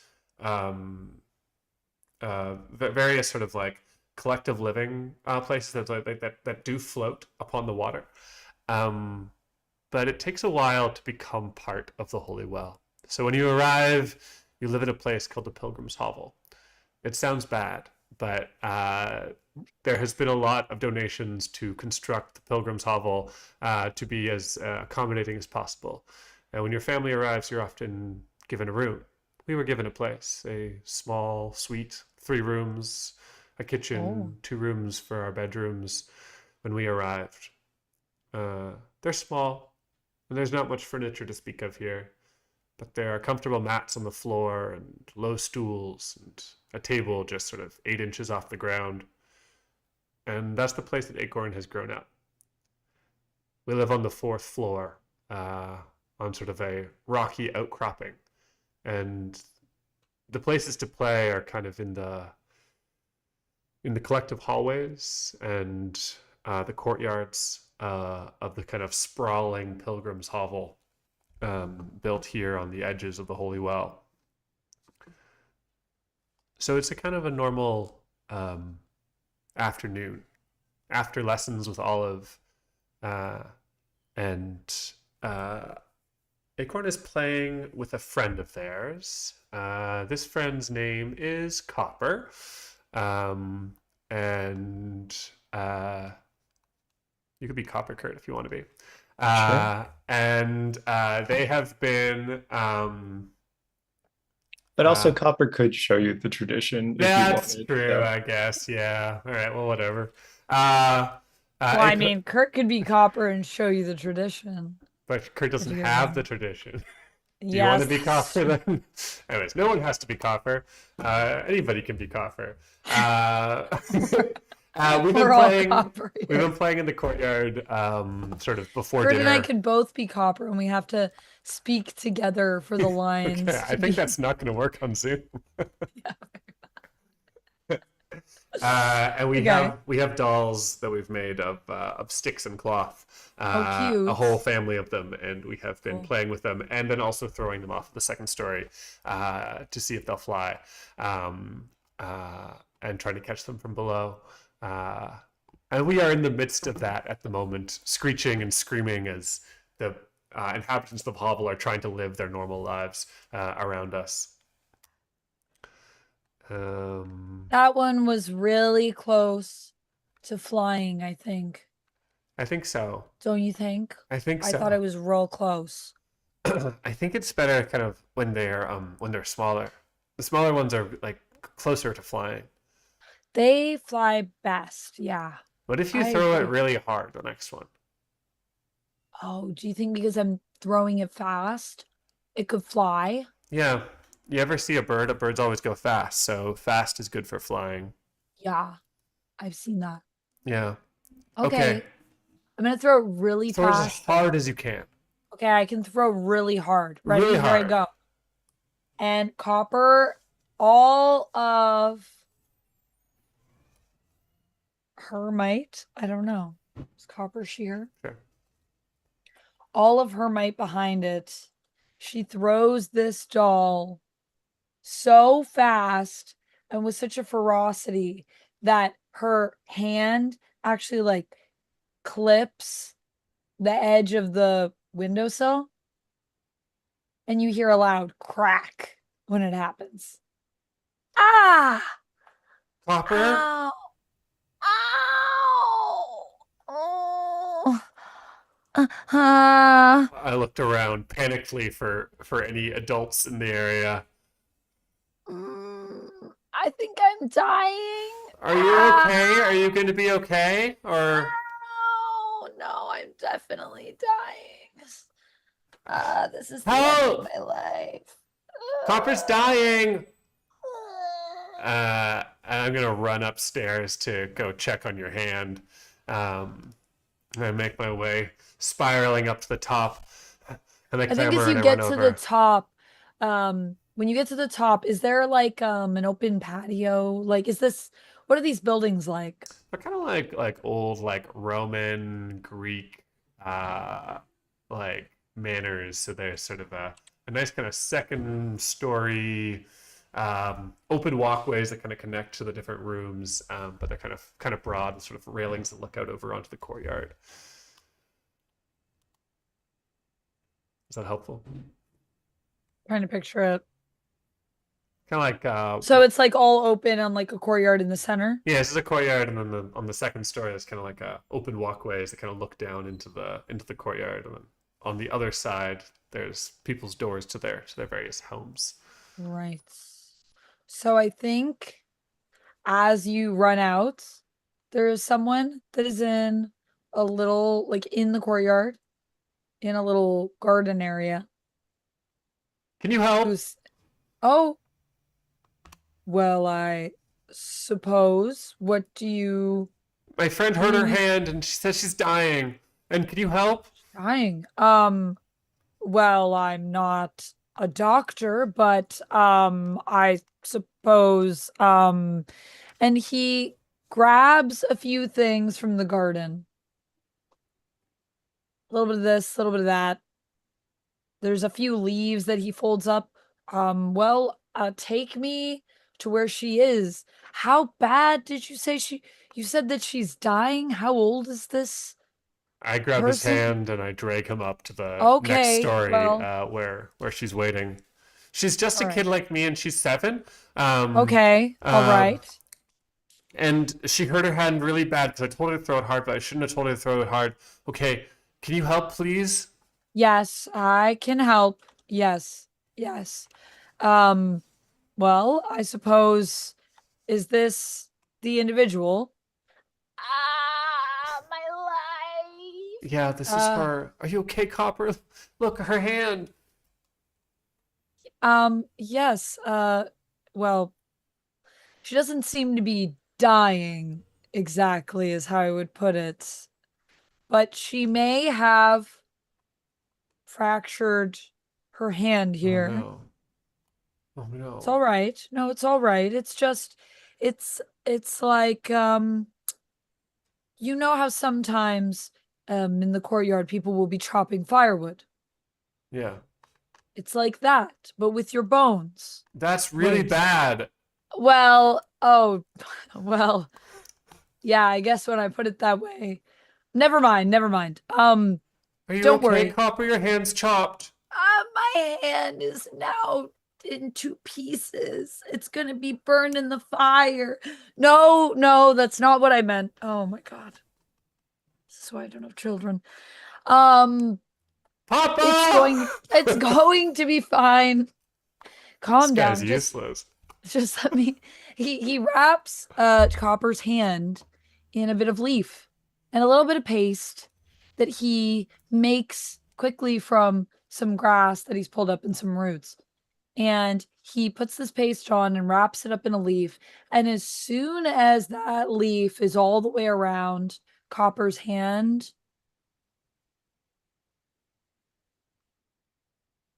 she becomes very quiet. And she's sitting there looking at you with a little smile on her face. Are you okay? I feel great. It feels okay. This is the best my hand has ever felt. What?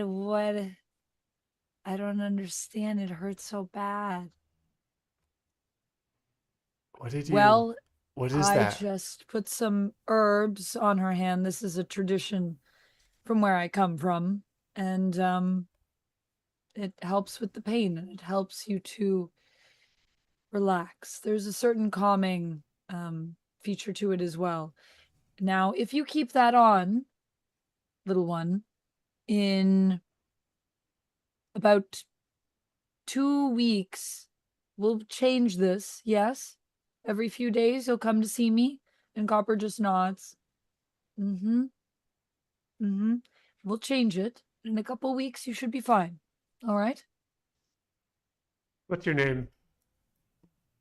I'm Tater. Huh. I'm Acorn. This is Oh, Copper. nice to meet you, Acorn. Copper, nice to meet you.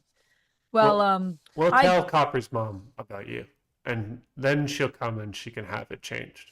Okay? Yeah, of course. I'm just at the bottom of the courtyard across the hall. I mean, we might all come from different places, but we should all help each other.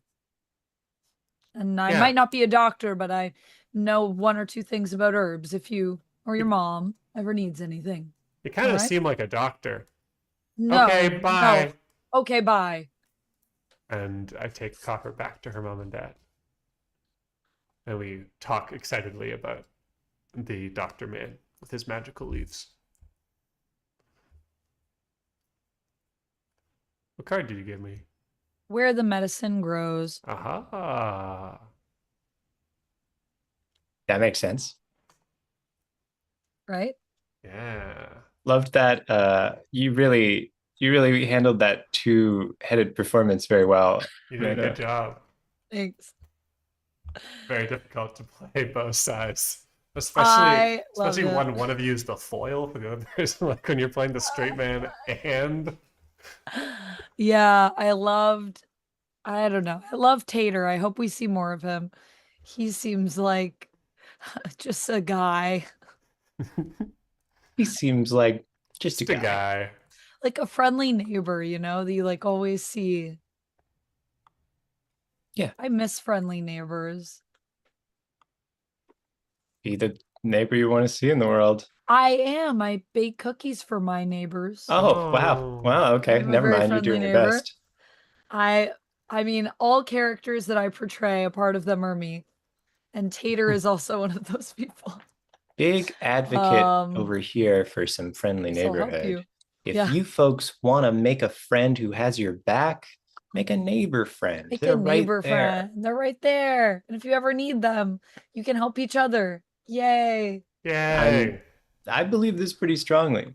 Get out there and know your neighbors, folks. We don't need Mhm. to live in a community of strangers. We don't And have maybe one of them will be like Tater and they'll have magic herbs that can heal your hands that are Yay. chopped like firewood. And they'll have terrible things that they'll say to children and be like, what did I just say? Oh my God. I have a dear neighbor friend whose name is a lot like Tater, who's given me herbs to use like firewood. That's Wow. There you go. That's legal in Canada, in case you were wondering, folks. I know. Healing grass paste would be a good cure-all. We should really get Tater to spill his secrets. Honestly. Oh, it's my turn now. It is your turn. I was about It to say. is. Oh my gosh. Oh my God. Oh my god. Ugh. Okay. Oh, that's not good, Kate. I don't like it when my neighbors hate my family. Oh. Yeah, that's not a good neighbor. That's not very neighborly. I can fix him. Kurt's got a weird relationship with his neighbors. No, Oh, sometimes I you can't. think- Sometimes you can't do it. What I if never we became friends go with Catman. Catman, a To- story for another time. the Mine of Colors? Then that's where Whoa! we'll be going. That's not Remember the even in good this times? place. And I it just doesn't moved have the to be. map. I can I- reach Wow. one step in every direction. I can take you to the minor colors. To remind people, that's because Kurt's character has grown older inside of the city, and so has the ability to move on the transit line, literally, one step, and go to those locations. Very fun.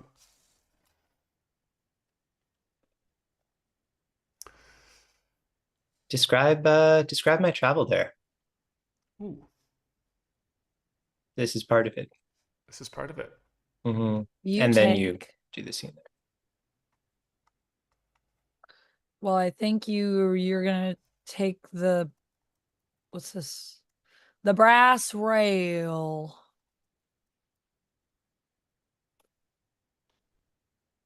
If you'd like, I can describe my travel before you No. set the scene. Oh, okay. I'm gonna No. describe your travel. No. And you're gonna like it, Kurt.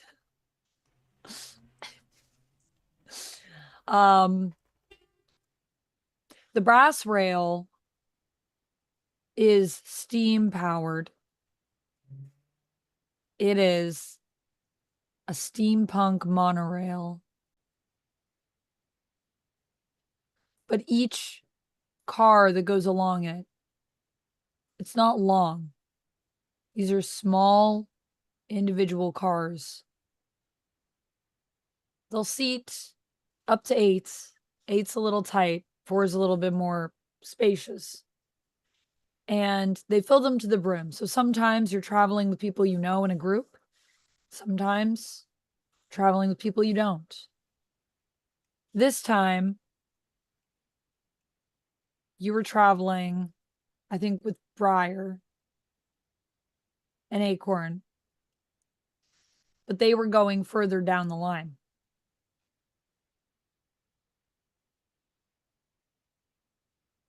They were going over to 5 temples to participate in a special ceremony.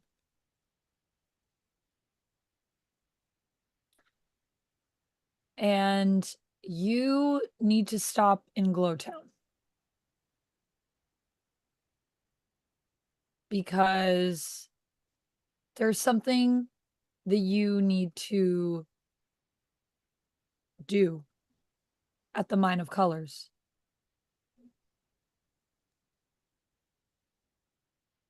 Do you know what you want to do, or do you want me to tell you what you want to do? I've traveled with my family, you say. Like the whole. Yeah, like But- they're going on to But the they're 5 temples. not going elsewhere.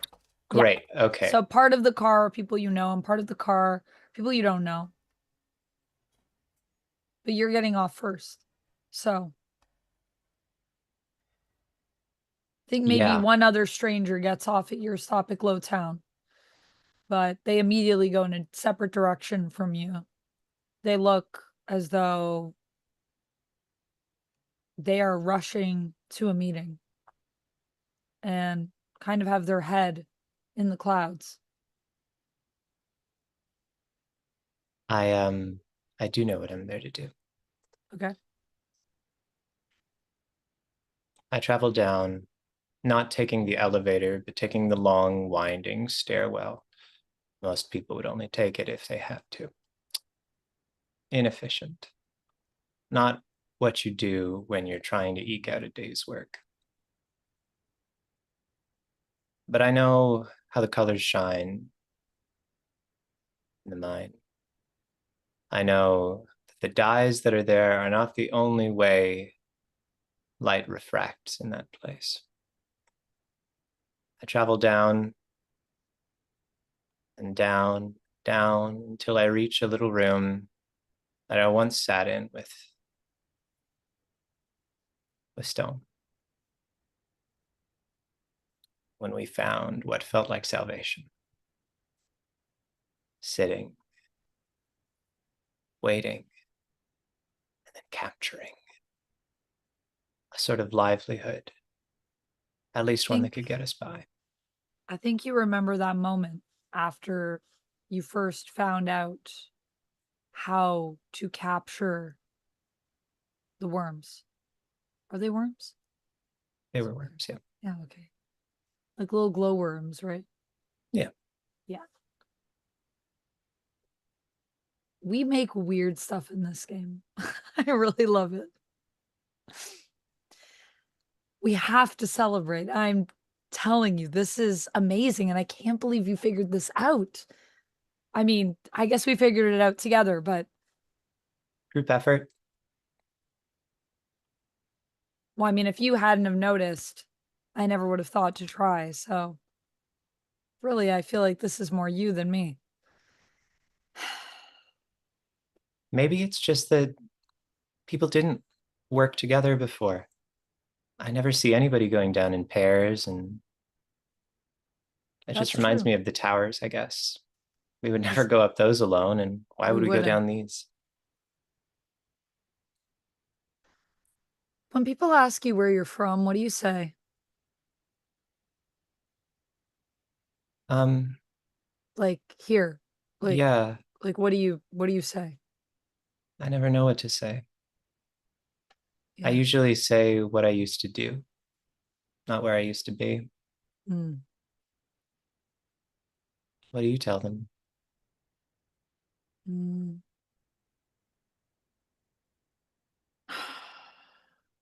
I tell them about you and Saffron and Blue. I tell them about the people that I came with. Rye, and it's I don't know. It's just interesting how sometimes it's not so much where we are as I guess who we're with, or something like I, the road is kind of what makes you who you are, I guess, you know? I don't know. but in a way, I think Apricot is a step behind in this conversation, still dwelling on what you said. I like that you still talk about her. About Rye. It's been a long time. In some ways it feels like it was yesterday, and in some ways it feels like it was a lifetime ago. I can't imagine losing someone like that. Well, I think it happens to everyone. Sooner or later, it's part of life. I mean, I knew that Rye was older. You, I didn't really think about, I don't know. I guess there was just a part of me that thought we'd always get back to Rivertown when I was younger, you know? Like this was a temporary something, a vacation or whatever. Yeah. Then we just never went back. There's a part of me that still thinks about what if I went back and just rye and sweetgrass and That makes me uh, kind of sad. what? Well, we're supposed to be celebrating, so don't let me make you sad. No, it's okay. It's okay. It's just, imagining you leaving is sad, even if it would be to be with people that you Well, miss. ideally in my mind, we're all going. I would never go without you. But One I big happy mean, there's, family. yeah, I don't know. It's just a nice image. There's nothing there now, I don't think. There's nothing to go back to. So, Yeah, I guess. but we keep forging ahead, and I think this is going to be a huge game changer here. Ah, there's so much more that we can do. And I mean, Saffron won't have to work. I was Saffron won't have worried. to work. I was worried that, you know, he he was gonna have to work. He can Yeah, rest. I'm so excited. I can't wait to tell him. me neither.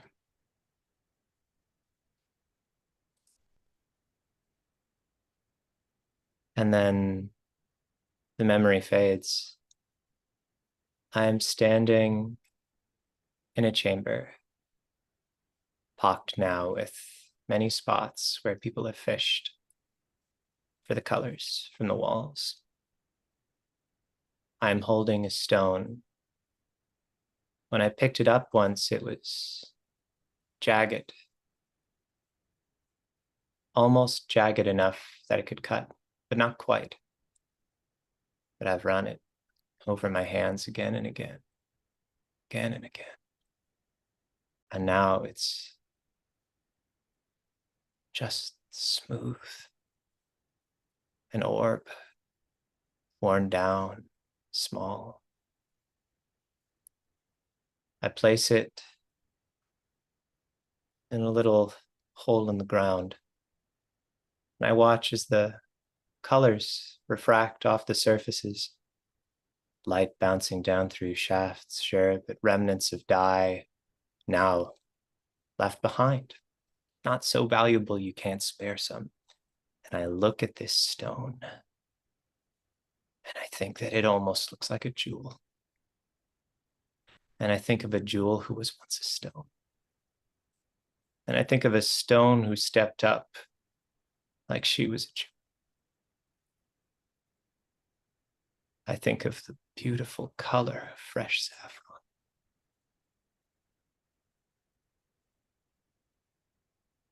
And you do it all while wearing an ox mask. I take my last breath in this place, turning to go back the long ascent.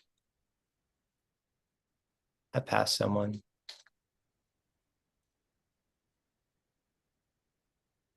I wear the mask because I knew I might. But I don't want to talk about everything I've lost since I was here. And so silently I walk by. And I mount the brass rail.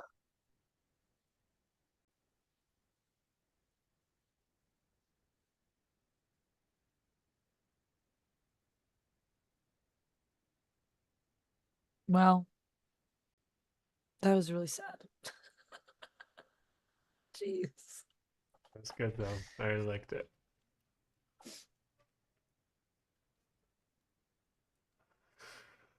That was Amanda's turn. Oh, gotcha, right. Funny thing about 3-player games, it's almost always a little bit your turn. Yeah.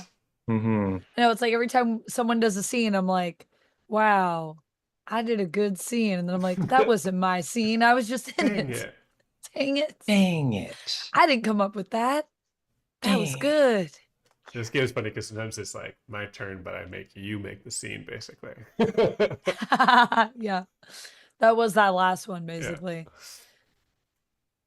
Well, I basically gave Kurt the option to take the scene in whatever direction he wanted. It's weird in this game because we set the scene for other characters, and then I always feel weird because I feel like I'm telling your character what to do. So I'm like, do you want me to do that, or do you have an idea? Because if you have an idea, I'm always down to incorporate that into my idea Yeah, it's a tricky balance for your to character. walk. Yeah. Mm-hmm. Where Yeah, you it's going, interesting. It has to be when we see the holy ones, because I'd like to know what that means here. Kurt? I would love to know what that Oh. means. I think this should be a witnessing. Ooh, okay. What does that mean? Perhaps I want to witness a local tradition Oh, of some kind, and I will ask Anthony, perhaps you would be willing to portray maybe one of the people we've already seen so far, Tater, Copper, Oh, okay. Olive. Yeah, sure. What kind of circle card do I choose or do you choose? I guess it's me. Let's do another fox. I think that could be fun. All right. Okay, I have to. Wait, I lied. Ooh, I want the cat. you want the cat? Yeah. Where's the cat from?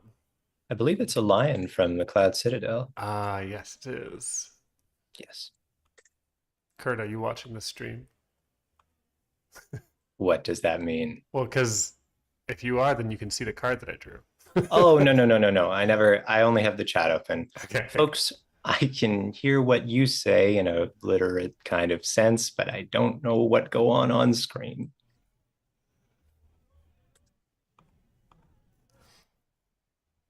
Okay. I am ready to play the game with you, but you've got to start the scene. Yeah, fair enough. This is an observatory, a kind of telescope facing up from the top of one of the structures here. Water's so clear you can see the stars reflected perfectly in them, and it's said that if you point the telescope down, you'll see just as well as if you pointed it up. With the moon hanging pregnant overhead, I take a deep breath, and I turn to the one standing next to me. Olive, rest a hand on your back. I think you're ready. We've done the practices. I promise you it's going to help. I know these months have been hard, okay? But this place, it's not like any other place. You know, you've come to the right place at a difficult moment in your life. All of you, I have so much respect for you and what you do and the way that you've taught these children and my daughter. But I'm not religious. I'm not, I don't know if there's a bigger thing out there. I'm here because I believe you that it can help, but I want you to understand that I don't know that there's magic to it. I know. I've told you before, Apricot, I was a hustler when I arrived here. Pilgrims are good for scamming. The charlatan olive. I wish I could have seen it. I promise you, that was who I was. I used to take people's money playing cards. Ugh. Feels like a world away. And I felt the same. I didn't think there was anyone looking over me, judging my actions. And in a way, I was right. The holy ones, whatever you want to call the things out there, they're not like the stories that your parents told you. Vengeful gods looking over you to make sure that children don't misbehave. That's useful parenting tools, but that's not really what the world's like. We had different parents. Ah, yes. I'd like to meet yours. Anyways, when I looked through the glass for the first time, it changed me. It quieted something in me. And there's a lot of voices in you, Apricot, that you're carrying around. There's a set in Apricot's jaw as you say this, almost a kind of point of rebellion sticking. Those are there for a reason, Olive. I understand.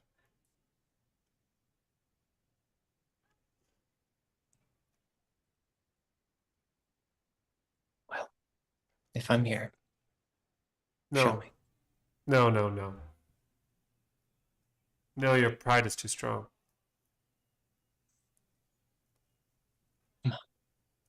No. There's one simple rule about the glass. If you're too proud to relinquish yourself to whatever's on the other side of it, I mean, you can't look through, it would hurt you. Do you think I've never been on the other side of glass looking in, Olive? How do you think I got here? I forgot. I don't. She takes a couple steps back. It's okay. I'm just telling you the tradition of this place. Just what they taught me. You have to be willing to knock that pride down. But I won't stop you, Apricot. You can do what you want to do. You can look through it. You can not look through it. It's just that there's rules in this place. There's traditions.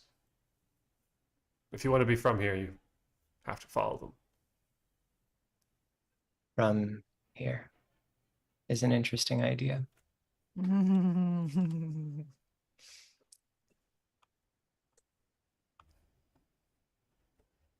Apricot, I'm not feeling okay. I'm gonna head down, back to the monastery. You All can right. decide what you want to do. Thanks. When you're ready, this lever here opens the glass. You just peer through. If you're ready. And she heads towards the stairs. Apricot's eyes trace after her for a moment. She looks towards the glass. She hears a song in her head. Half forgotten now. Can't quite place the words. I'd be ashamed to forget the rest of it. She turns and leaves. Asked Kurt the card what pride demands. And that makes it my turn.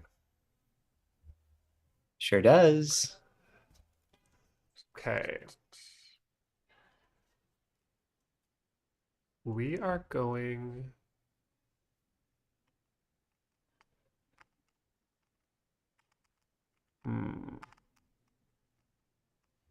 Okay. We are going to the floating monastery. And I am taking you with me, Kurt, Apricot, and Stone. Oh, what's my name? Acorn. Are going to the floating monastery. The child, Stone. Stone. Freudian slip. Whoa. We are going to the floating monastery. It's another one of those. I don't know if they have weekends here, but I think it feels like a weekend afternoon. Just like when we came to work with the clay.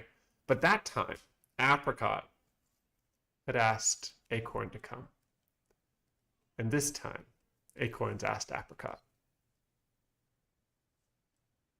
I want you to take me to school, she'd said 4 days ago. On a quiet day, when there's no classes and there's no learning. Why? Because I have something to show you. I've been making something. If you have something to show, I would love to see it. And now, we're walking through the stone garden again. Oh wait, I have to actually have something that I have to pay attention to the rules of this game. Sorry. This scene. I just made up my own thing I want to happen. Wait a minute. Wait a minute. Hold on a second. Probably shouldn't. Kind of like when we were in the Mine of Colors, and I was like, "Oh yeah, I gotta give you a card." And I was like, "The thing is, you're wearing an ox mask." Yeah, Makes sense. You could give me a card. Interestingly. You could. You could. You have cards. Good cards. Maybe you teach your mom something. Okay. That happens all the time. Okay. Kids. Okay. This is going to be kind of funny, but I am going to share a tradition with you. Yeah. Okay. I love it. We cut back. I already love says things Acorn, about you. I have to say. Yeah, it says so much about you. It feels so Acorn. It feels so right. So Acorn, this person that we met an hour ago. We are walking back through the stone garden, and Acorn is again, and more expertly this time after many months of practice, hopping from one large stone to another through the garden. Don't you get bored of walking? What do you mean? You're just walking with 2 feet, and then one goes in front of the other, and then you could be. And she makes a perfect jump to the next large stone, and it's kind of like a half swivel, and she catches herself doing this. Wow. And she jumps again and again. And then you've reached the creaking wooden bridge, one of the entrances to the floating monastery.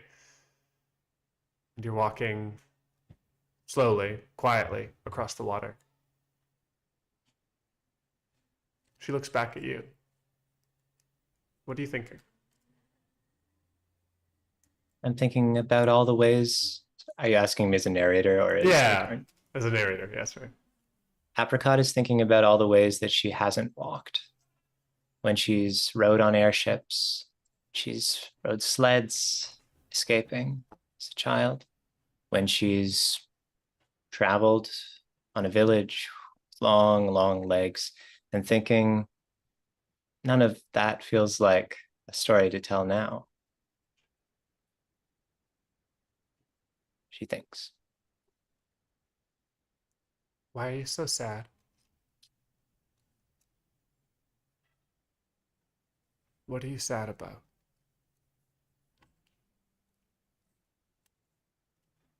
I don't want you to have to worry about stuff like that, little oak. That's why whenever I see you, I put on a smile. Because you deserve it. But I can still see the frown.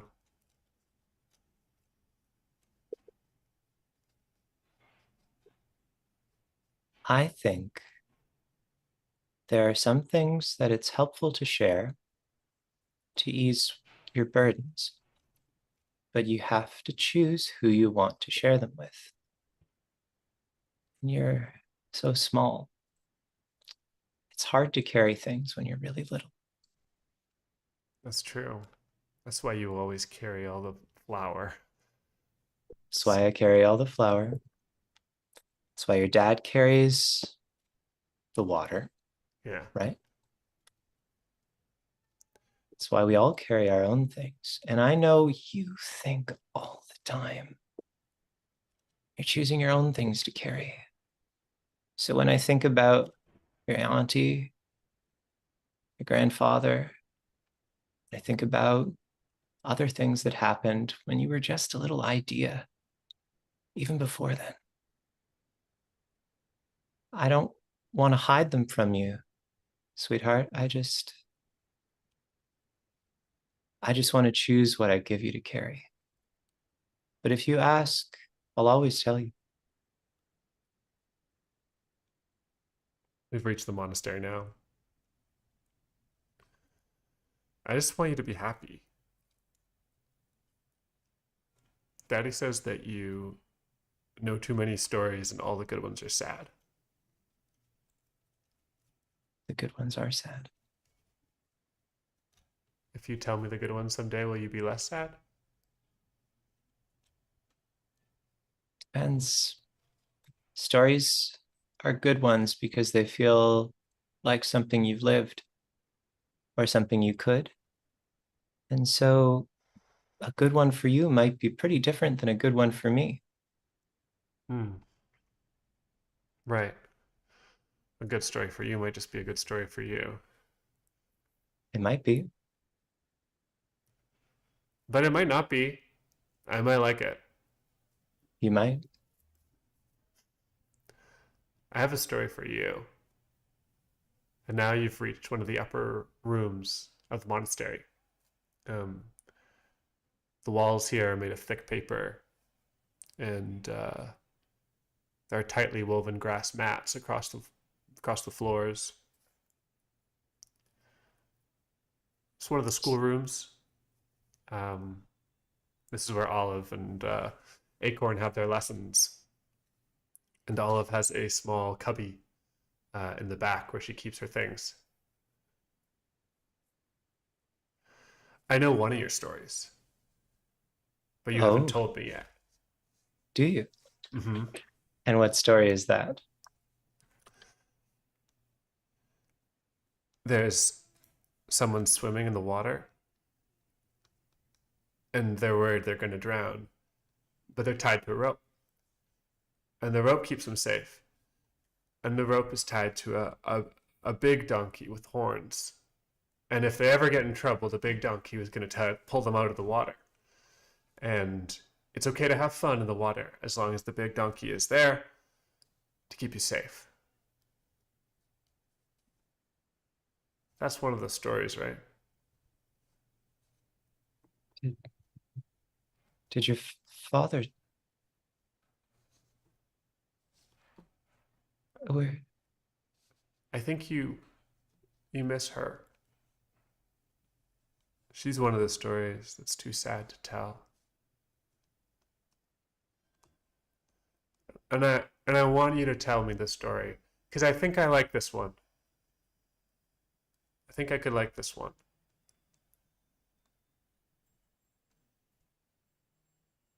Okay. Do you remember Yeah. the Do you remember um the sweater you gave me that I lost? Yeah. Wait, is this making you sad? It's not bad. Sometimes things that are nice can make you sad, and Okay. that's good too. It's one of the good ones, and Okay. it's good for both of us. Once upon a time, there was a little girl named Stone. Yeah.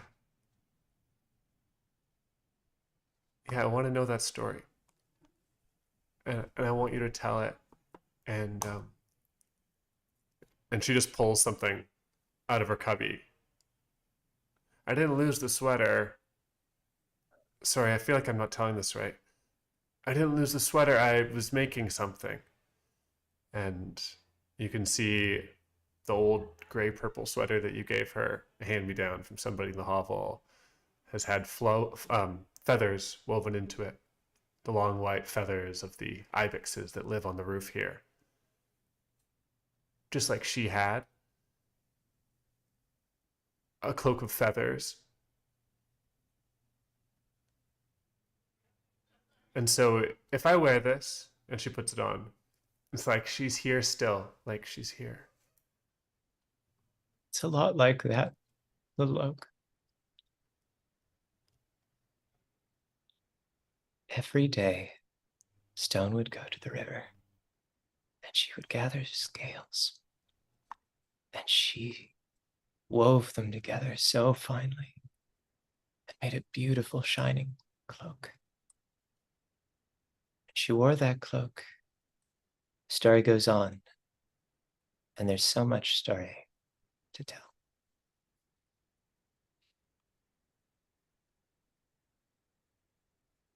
Um, I'm giving you.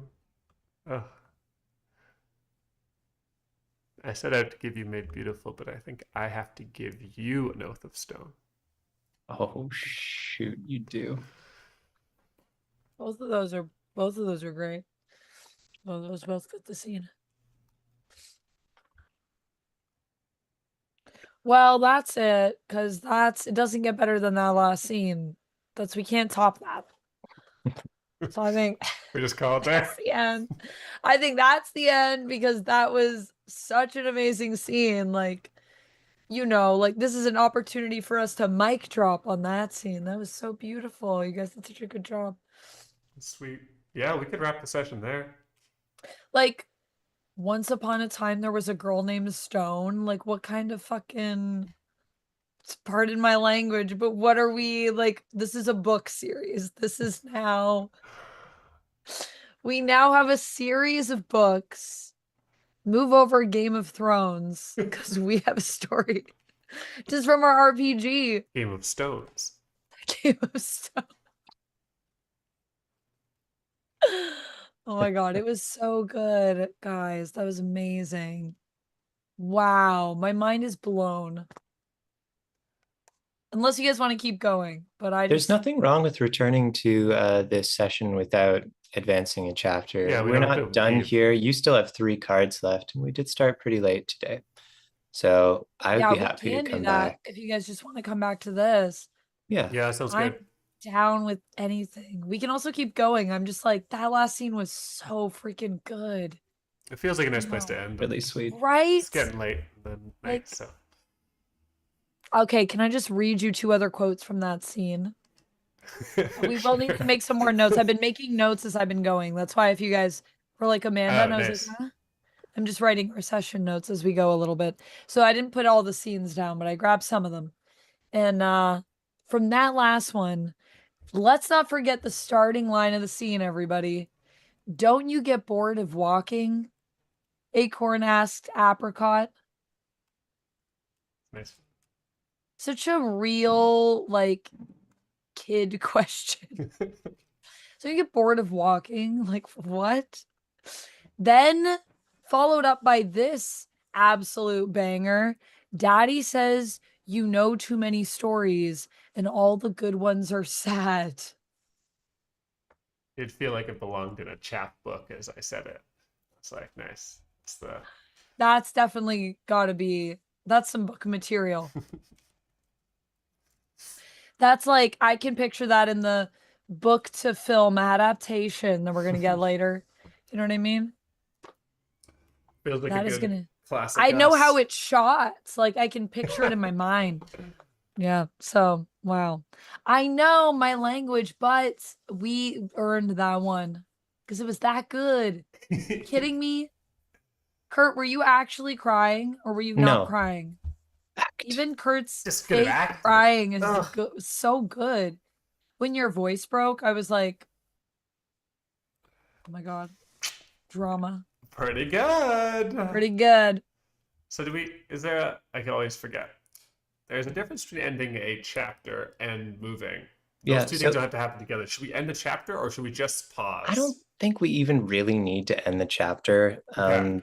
Do you want to So- keep going with this chapter? Like, is there more that you guys Yeah, want to I think explore? given how much you have 3 cards left, and I don't want I to do. miss that Yeah. chance to like see Get more of those. Stone's memory, Stone's life. So yeah, I think next week we resume at the Holy Well. Although recall, I can branch out beyond it if we ever want me to. I think there's more to see here. We also have a span of time to play with. So, like, these can also be scenes from any point in this period in Sure, people's yeah, lives, as we right? age, yeah. For As sure. we age. Okay. So we just pause the chapter there. We'll come back. No necessary aging or moving or anything when we come back. We'll just start No. from here. Okay. Same era. Yeah. I will be Ghost. You will be Ghost. You have been a fabulous ghost. A great ghost. Maybe I'll in the next thumbnail I'll try to like Whoa. Whoa. She's a ghost? put a sheet on my head or something. Be like, That's right, Mikey. There won't be dying because we don't have any elders left. no one to will roll have for. aged, so don't worry. Everyone will be can't staying die. How many same age. pips do you have, Kurt? No sudden death. Not too many. It's 4. Just 4, just 4. I can't believe I died, to be honest. That is so Terrible luck. weird. What the heck? It is terrible luck. But it also feels very Stone. So like I don't hate it for her Yeah. to dip randomly. I think Okay, the way the campaign ends is when we say it does, as is true of, I think, pretty much any one. But I have like a destination that I think about sometimes on the map. I don't know if that's true for you too. I also have a destination. I'm afeared. I have they're a not in the same couple direction. destinations that I'm kind of like trying to get to narratively. Yeah, Do you guys want me sure. to let you in on one? Do you want to Oh. join me on this quest? Sure. Okay. So I named my son Blue, This is the one When I I've been was thinking stoned. about. and it was actually after a type of fox. I think because like Arctic foxes are sometimes referred to as blue foxes. It's like a nickname.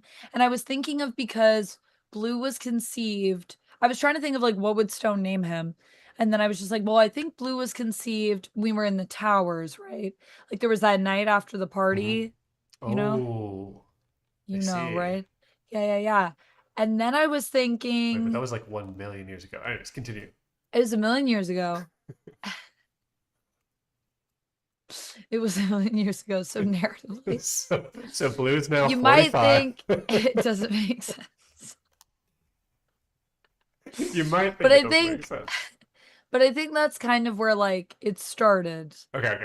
And because um be like that's where the romance started, and because that led to the conception of Blue. Right. Because Stone has been all over, it's really hard for her to like pick a name from like what place do I name my child after? What place is my place? Right. Yeah. So she goes with the place where everything kind of ties back to the shift in her life. And she names him Blue. But then on the map, there's also a place called Blue's house. So I did spell it Did you? Nice. with the thought that maybe at some point we go to Blue's house And in we might. Invisible Town. So I'm thinking that Blue could still appear in stories, but like he's slowly making his way to this area. And I think that all of us are going to be going in a different area. But Blue is still in the city, so obviously people can move around. And Blue isn't even really tied to the same restrictions as us because Blue's an NPC, I imagine. That's true. Yeah. Nobody's going to be But blue. I also kind of want him to slowly emigrate as though he were a player. Sure. So like it happens over time. So he's not right at Blue's house, but maybe at some point he gets there. That would Sure. be cute. Makes sense to me. Cool. So that's a Uh, little thing we can play with. I'll touch Fun. on something Locke said there. I think maybe Anthony's thinking about it too. Last of the original characters is past, pours out libations in memory. Yeah, this campaign Mm, is sort of the campaign of Theseus. At what point does it become a different story Yeah. as you slowly replace pieces, mending here, something breaks there? That's what this session really felt like to me. I was like, oh, this like I still love this story, but in what what is this sense is it the story? same, you know? Yeah. Well, I feel like anytime you have a new character, it's kind of like finding the story again. But it's also nice because that rebirth, that reincarnation, rebirth, we're back to birth. um, that reincarnation also provides you with an opportunity to kind of do a check-in for the story, to kind of see like how you feel about the story and where you see the story as being outside of being in it. Hmm. So it's interesting because this game feels like it operates on so many perspectives of being internal, a character in the story, external, perhaps you're helping to guide the story, and completely removed when you're first getting into the story. And it's like, even though you know what the story is, you also don't. You're also like, actually, what is the story? Where are we now? So that's cool. It's And I'm cool. sure it will, now that we'll all be new characters soon, that will be a new dynamic Mhm. between all of us. But Yeah. I'll similar, right? Because we still have the connections. Like, so Anthony, you initially, as we were saying, were Rye's son-in-law, and now you are Apricot's son, a daughter. So we still have those bonds, Yeah, which is like interesting. but it's interesting now that we're totally on like Apricot has completely inherited the the like thread of the story in some important way. Yeah, yeah, yeah. Which like Apricot when is Apricot entered, Apricot was like a Apricot it was was like like a the weird new one on the scene, and new we were yeah. like, what do we do with this new character? How do we integrate them into our weird little thing we're doing? It's very And now cool. it's like this person is actually carrying all of that now. Yeah. That's super That's neat. their legacy. Though I guess we gotta find out what you are, Amanda, next or whenever yeah, we find out. Yeah, what soon, I am, soon. who I am. Tune in to find out when I am reborn in our next I'll birthing focused stream. on this topic, I guess I'll leave us with a quote that comes to mind, which is attributed maybe apocryphally to Ajahn Chah, who was a Buddhist monk, passed in the 90s. For me, this glass is already broken. I enjoy it. I drink out of it. It holds my water admirably, sometimes even reflecting the sun in beautiful patterns. If I should tap it, it has a lovely ring to it.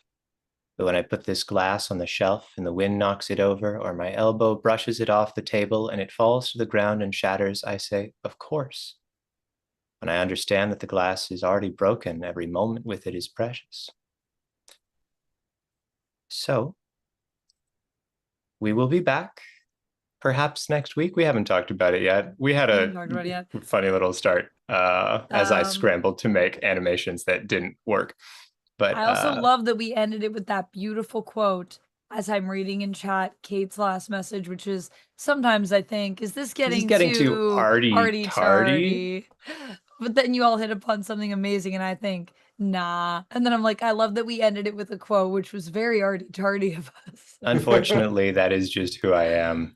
But also you take the poems out of the curt, but you can't take the curt out of the wit. No, but that is like also exactly what we are exploring in this RPG, which is really amazing. I don't think a lot of RPGs go to places like this. Just gonna say it. Depends it's a special game. But it's something a special unique. Game. Yeah, it's a very special game. It's been really, really fun. 10 out of 10 would recommend. If you're watching our playthroughs to try to figure out how to play and you have any questions, let us know in the comments or tune into a stream sometime. And please ask, because everyone should play this game. Yeah, it's so fun. It's a great game. Anthony, do you have a trajectory, a destination of sorts? I don't actually have anything yet, unfortunately. Sorry. We can just call it. That's fine. Amanda, is there anything you want to plug today before we I will say that I would like to plug that you are all amazing and that I really loved playing this game with you. And hopefully we get to play next week. Also, you can find me on Twitch and YouTube. I'll be there. I'm streaming next on Friday. But I'm doing longer streams now. So I'll see you Friday and it'll be like, I'm going to try to do like a 9-hour long guy for you. Cool. Exciting. Yeah. So tune in there. And also Punisher's coming out tomorrow. So stay tuned for my review of that. Nice. That's all. Come here next week if we're here. Don't miss out. There's more ghost stories. We're not going to be here. No. But we'll be here again soon. At least I won't. But maybe these two will. Yeah.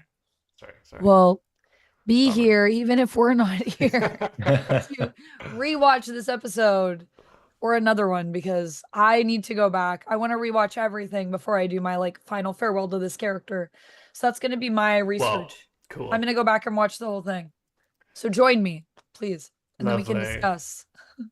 Kurt, is there anything that you want to let people know about? Should we Yeah, sure. If you live in Canada, if you are a Canadian resident, or if you have lived in Canada and consider it your home, you are able to vote in the Canada Rolls Awards. And one of my games is nominated this year. It's the inaugural year, so that's nice. It's called Sock Puppets.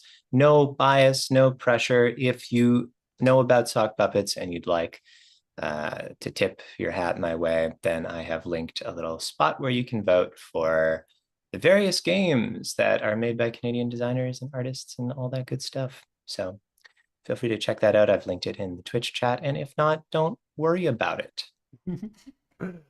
Lovely. Okay. Well, thank you for joining us tonight. This was a delightful game. Very fun session. Please come join us again soon, when we will continue this and tell more stories about Acorn and Apricot and Stone, and then somebody else we haven't met yet. Yeah. See you next time. Thanks for joining us. Bye. Bye, folks.